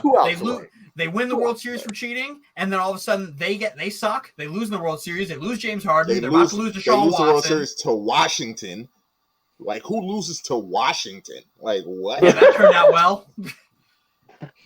But, Again, I tell everybody, since they've cheated, they have not won a championship. But all right, let's get it going. Teams of Mike and Anthony, and then Breezy and Raz. You both. I need you to get it together, Anthony. Get it together. 1 minute to answer the questions. You have an opportunity to steal if the team does not answer correctly. All right. And this will be ongoing week to week. This week is strictly NBA. No NFL, no MLB, no music, no food, nothing. Just He said no food. 2 questions to keep it going. First question for Mike and Anthony. This 2005 NBA rookie had a career path that follows: the Knicks, the Celtics, the Thunder, Golden State, Chicago, Denver, Clippers, New Orleans. Your minute starts now. Is that Nate? That's not Nate Robinson. No, that's definitely not Nate Robinson. What was the second team he went to? Boston. Damn. Is it Curry? Eddie Curry? It's not Eddie Curry. The Knicks didn't draft Eddie Curry. 2005. The Bulls. 2005. 30 seconds. So that's 2 years after Braun. Celtics. Nate Robinson? No, not Nate Robinson. It's not Nate Robinson. I thought it was Nate too, but it's not. Yeah, I Nate. thought it was Nate. Damn. Say the team lineup one more time. The Knicks, the Celtics, the Thunder, the Warriors, the Bulls, the Nuggets, the Clippers, New Orleans. 5 seconds. I need an answer. Yeah. 2, 1. Oh shoot! I can see his face. Oh no! You gotta answer it right now. You gotta answer it right now, or I'm gonna mark you off. He's a guard. He's a guard. All right. I know who it is. I can see his face. Y'all are done. James, Roz, you have 30 seconds for the steal. Run down the list one more time. The Knicks, the Celtics, the Thunder, the Warriors, the Bulls, the Nuggets, the Clippers, and the Pelicans. James, man, I don't know. I'm thinking seconds. 2 things. I'm thinking either Balkman 10 or seconds. like Landry Fields or something like that, some obscure person. 5. Landry Fields played in Toronto. You can't say 3, that. Balkman? 2, 1. I need an answer. I'll go Ronaldo Balkman. All right. Anthony and Mike, you guys are going to be so mad at yourself because you said the name like 3 times. It's Nate Robinson. Oh, it What? is Nate Robinson. You said Nate Robinson. You said, wait a minute. Wait. You said Nate and you didn't say anything. You didn't say that was the final answer. You said it's not Nate Robinson. You literally said it's not Nate Robinson. Come on. No, he has a point. He has a point. You literally said it's Oh, not Nate come Robinson. on. You said, is it Nate Robinson? It's not Nate Robinson. You guys talked yourselves out of the answer. You did say that. Oh my God. You literally both said it's not. Game? You both said it's not Nate Robinson. I'm not going to give you the answer if you both say it's not Nate Robinson. Nah, Mike, I see where he's coming from. You have to. You both literally said no 3 different times. You're like, I want to say Nate Robinson, but it's not Nate Robinson. I see what you're saying. I need you to say, when you give me an answer, I'm going to ask you if it's your final answer, and then you're going to say yes. But you guys didn't give me an answer. I see what you're saying. That's fair. That's fair. It's fair. All right. Next trivia. Breezy or Roz. This 2003 NBA rookie path goes as follows: Miami, Lakers, Washington, Dallas, Clippers, Milwaukee, Oklahoma City, Detroit, Sacramento. Your minute starts now. Damn. Repeat it again. Miami, Lakers, Washington, Dallas, Clippers, Milwaukee, Oklahoma City, Detroit, Sacramento. All right. And you say it slightly slower at a slower pace. Miami, Lakers, Washington, Dallas, Clippers, Milwaukee, Oklahoma, Detroit, Sacramento. The Braves officially win the World Series. I think I got it. All right. I got faith in you, Roz. I'm gonna go with. He said I got faith in you. I'm gonna go with. I'm gonna go with Lamar Odom. Marodom, is that your final answer? Yes. Incorrect. Oh, I know it is then. Mike and Anthony, you didn't have say the 30 Lakers. seconds. Go down the teams again. He said Miami, the Lakers, Washington. I know who it is. Dallas, Clippers, Dang, Milwaukee, I know who it is. Oklahoma, Detroit, Sacramento. I know it is. 15 seconds. It was one of the other two. I knew it. I know you know it. I know it. I knew it. It was one or two people, and I picked the wrong one. 5, 4, 3, 2, 1. I need an answer. Man, I was 10 in 2003. Man, you lost. Can I say it? Go ahead. Is it Caron Butler? It is indeed Caron. Oh, I knew it. Oh, I knew it, man. Oh, 0-0 on the board. I knew it. I knew it. Yo, that's my fault. I was like, yo, it's got to be Caron Butler or Lamar Odom. And I said, I thought it sounds like Caron Butler, though. I thought Washington, Dallas, Clippers was going to give the away. Washington, Dallas Clippers is what gave it to me. The Dallas one, really, I was like, yo, that's Caron Butler. Then I was like, wait. I was like, Lamar Odom's like, it's the Clippers part that messed with me with Odom. I think Odom was drafted by the Clippers, actually. Yes. Yeah. Yes. And then he went to Miami. Yeah. All right. And son. All right. NBA trades. 1 minute. Mike Anthony. In 2009, the Grizzlies traded Sean Marion, Chris Humphries, and Nathaniel Jawai and Greg Bucker to the Mavericks for what player? In 2009? In 2009.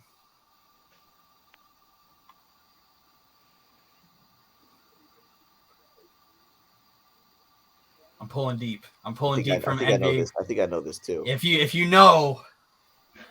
could put the team together, then you'll know who this is. You said who did what? The Grizzlies traded Sean Marion, Chris Humphries, Nathan Jawai, and Greg Bucker to the Mavs for what player?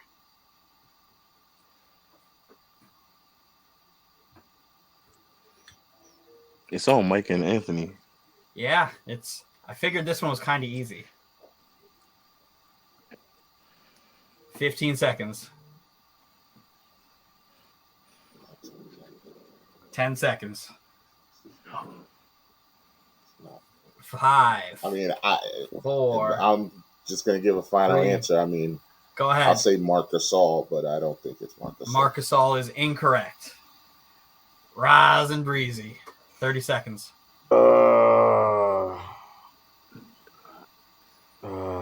It's not Zebo. No, I think I know this one, man.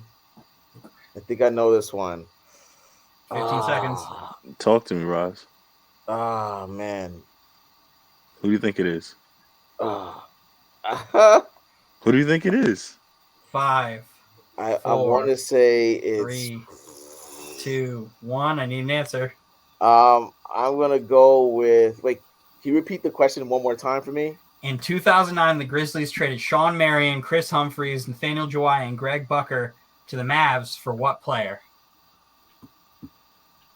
Is it Turkoglu? No, it is Jerry Stackhouse. Jerry Stackhouse. Oh my Jerry God. Stackhouse. That's right. Would have never gotten that. I don't remember. Yeah, I would have never gotten on the Grizzlies. Yeah, it was Jerry Him being on the Grizzlies, not at all. Well, Not at all. you're supposed to think about that Mavericks team. And it was a 4-team trade too. I think this was not. No, that wasn't the 4-team trade. No, it was not. Oh, that wasn't the Josh. All right, so I was off completely. Nope. I made sure it wasn't a 14 trade. Yeah. All right. James Arise. In 2011, the Celtics sent Glenn Davis and Von Wafer to the Orlando Magic for what player? Wait, repeat that again? In 2011, the Celtics sent Glenn Davis and Von Wafer to the Magic for what player? The Magic. The Magic.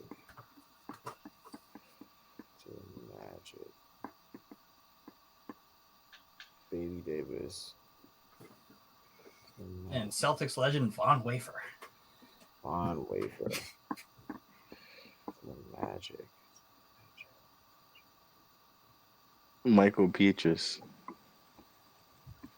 Is that the final answer? You guys can talk it out. You got 15 seconds. Magic. To the Magic. Oh, is it 5. Yo, 4, what's the point guard's name on the Magic? 3, 2, 1. Jameer Nelson.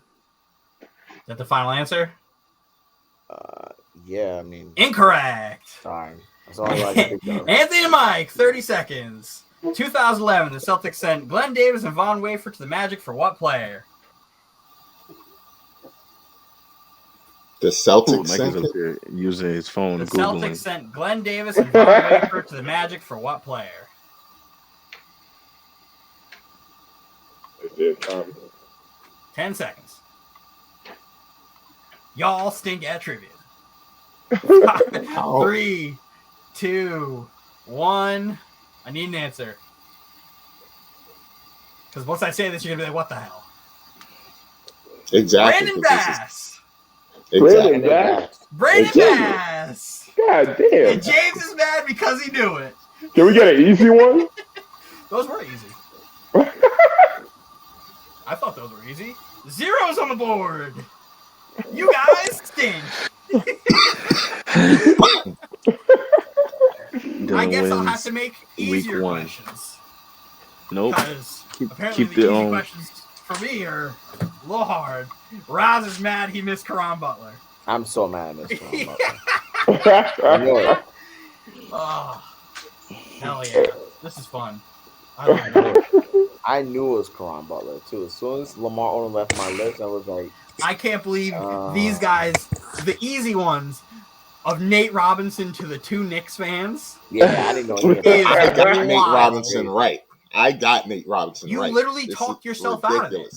You talked yourself out of the answer. You didn't confirm or deny it was Nate Robinson. It's not my job to. He's not going to confirm. It's not my job to be like, is that your answer? No, it's cool. Thought this was rapid fire. We're just going to throw names out. Nope. All right, cool. Until you both say an answer and then I say yes or no and then it's not the same. Nah, man, we run a tight ship over here. I need a final answer, and if you're going to talk yourself out of Nate Robinson, which you both did, you literally both said it's not Nate Robinson. After Shame you on gave you us both. no response. It's not my We job. both knew it was Nate Robinson. It's not my job to. Had us second guessing ourselves. That's my job. We should have won this. That's my job. My job By the way, guys, just to give you a heads up, the Atlanta Braves are officially the World Series champions. Yeah. Hey.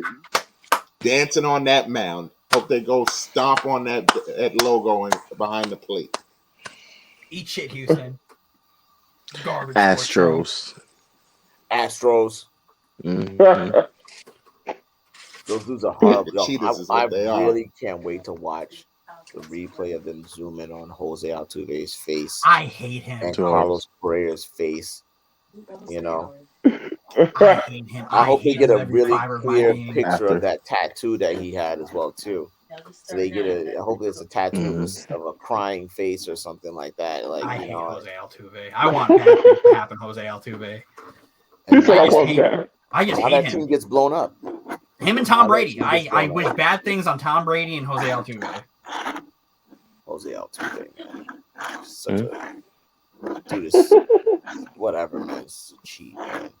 Like literally, this has been one of my favorite non-Yankees World Series, like playoff series, because I got to watch Boston suck and lose and flame out.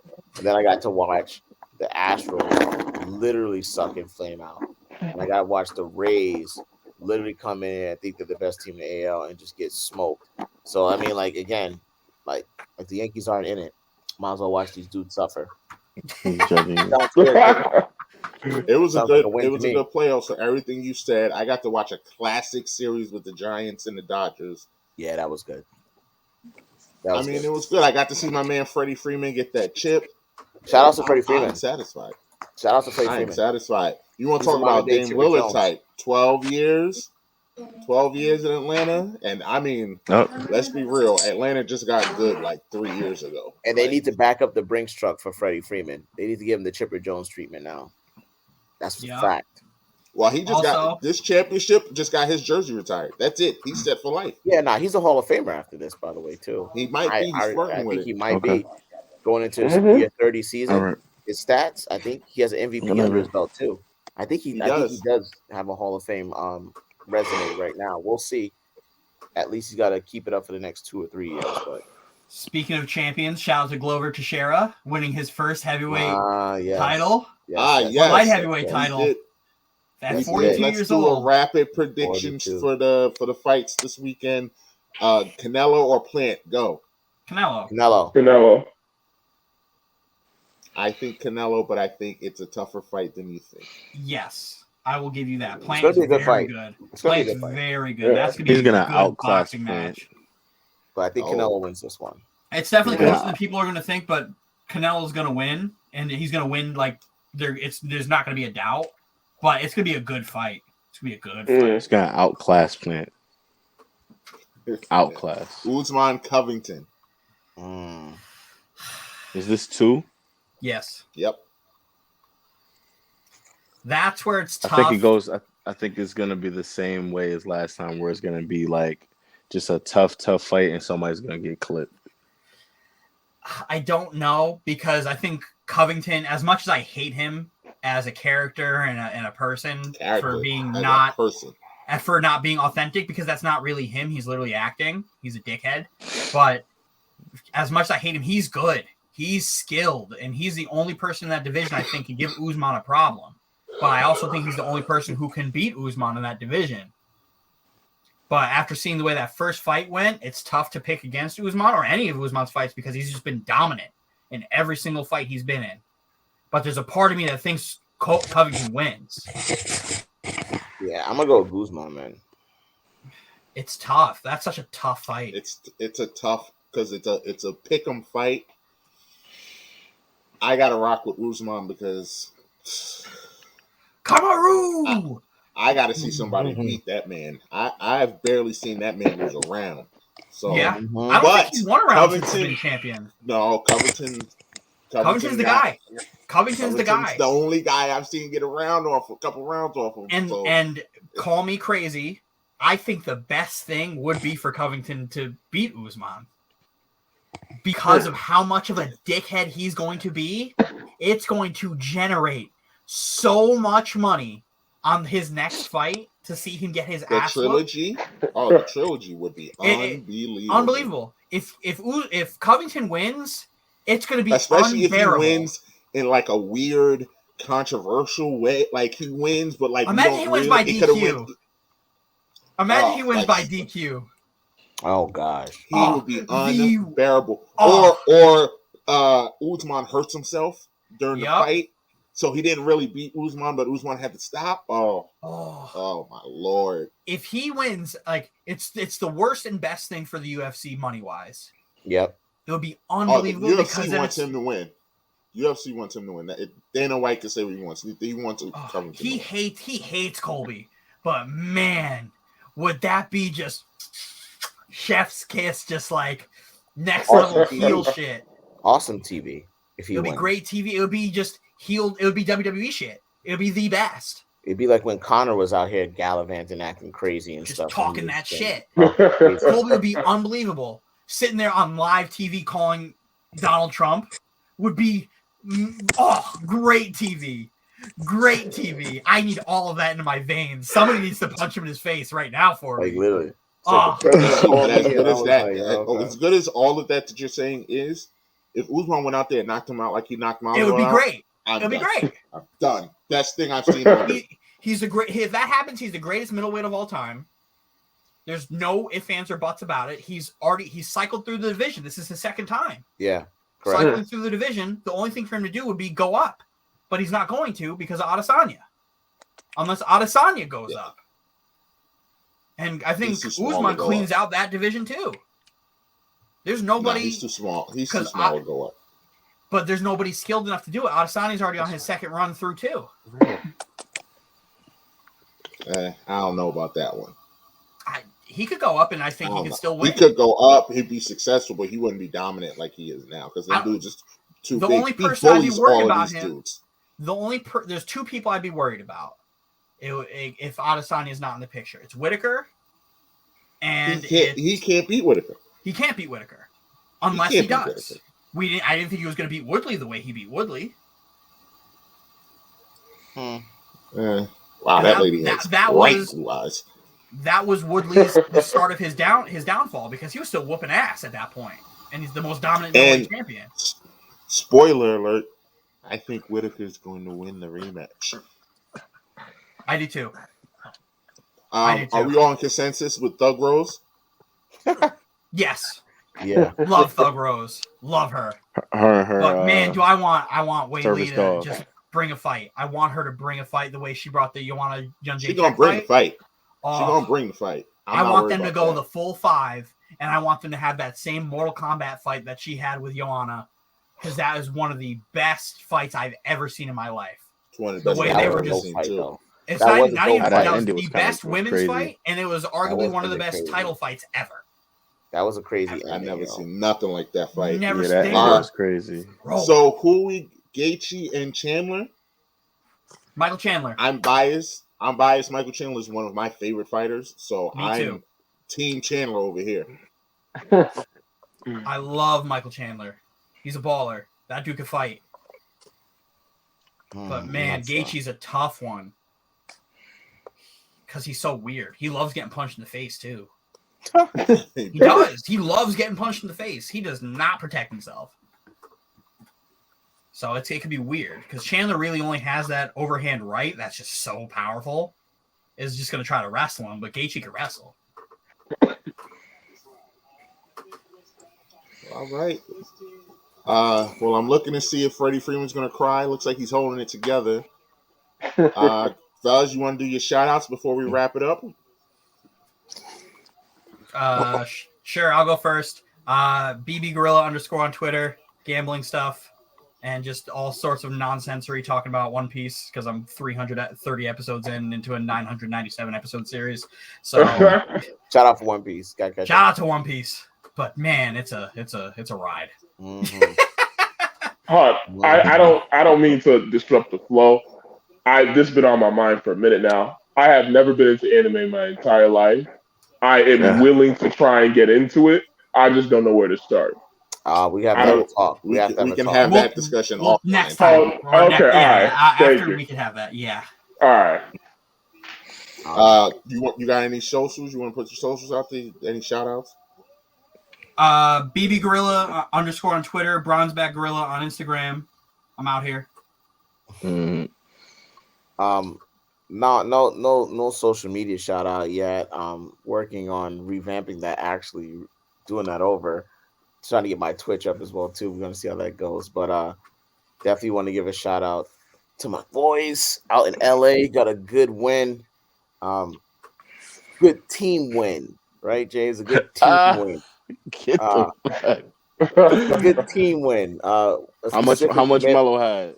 A specific member of our team has been literally on fire and has career highs in field goal percentage and 3-point percentage. That teammate's name is Carmelo Anthony. He's been going in. He hasn't been vintage Melo, but I will certainly take this new iteration of Melo because the Lakers sorely needed a sniper out who could just catch and shoot. Russ has kind of calmed down a little bit as well too, and LeBron looks like LeBron. Would love to cut back on the turnovers and, of course, the free throws. I don't know what it is about putting on a Lakers uniform in the last 3 or 4 years, but the free throw percentages have been horrendous, and they need to figure that out. And of course, shout out to the Jets and the great Mike White. Thursday, what's going on? Hopefully, it's gonna be a blog in Indy, boy. White boy Mike, let's go. Definitely, those are my shout outs. Go Jets. My socials. I still have the Breezy 5X on Twitter. I'm still revamping that as well. I have to tweet a little bit more because I do not use it. Only use it to troll. I am MBJ at Twitter, which is Mike. I only use it to troll Mike, but I do need to use it a lot more, and I will be in the foreseeable future Go New York Knicks, go New York Knicks, go. You know how that is. Yeah, Bing yes, bong. Bing bong, the only New York team. But other than that, you know how it is, man. Speak on It podcast. We here, episode 2. Yes, episode 2. Bing bong. Bing You got anything, Anthony? You good? Nah, no social media shout outs. Just honestly, just one nation, Raider Nation. That's the only nation out there. Everything else is fake. We all know that. Knicks Nation, shout out to the Knicks. Red Nation, baseball. And that's the only 3 teams I care That's about. another conversation we have to have. That's For another next week. offline conversation.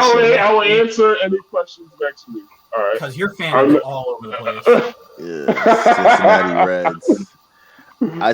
When they first when they were trying to explain to me who you were, when I thought I didn't know you, and they were like, he's a Cincinnati Reds fan, I said maybe he just likes the hat logo, but if it's not that, I don't know what it is.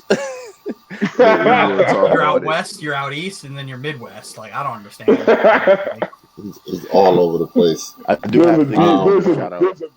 There's a very rich deep history with being the Cincinnati Reds.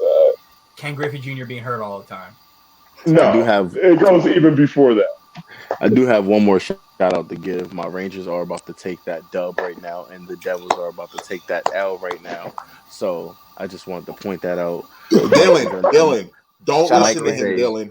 Don't listen to him, Dylan. Come over to the Devils, Dylan. Don't listen to them. No. Come over. Yeah. Come over to us. So are we gonna talk about hockey? Hold on. Let me before we continue. You know what? Let's break my news right now. The hockey team I'm rooting for. Breaking news. Breaking news, everybody. Breaking news. I'm going with the team that the Jets support. Oh, please. Go Islanders. Oh, man. Go Islanders. Why did I? Of course, Dylan would be a freaking Islanders fan. Yo, you might as well be an Islanders, Mets, Nets fan, Jets fan. The only thing I'm not is a Mets fan. Yeah, you should be one. I'm little brother. If you're gonna go, I had to be smart. Yeah, if you're gonna go Islanders, Jets, Nets, you might as well be a Mets fan. Just yeah, you might as well, man. No, pinstripes, 27 rings. We're out here. Yo, don't put with the fucking bum Mets.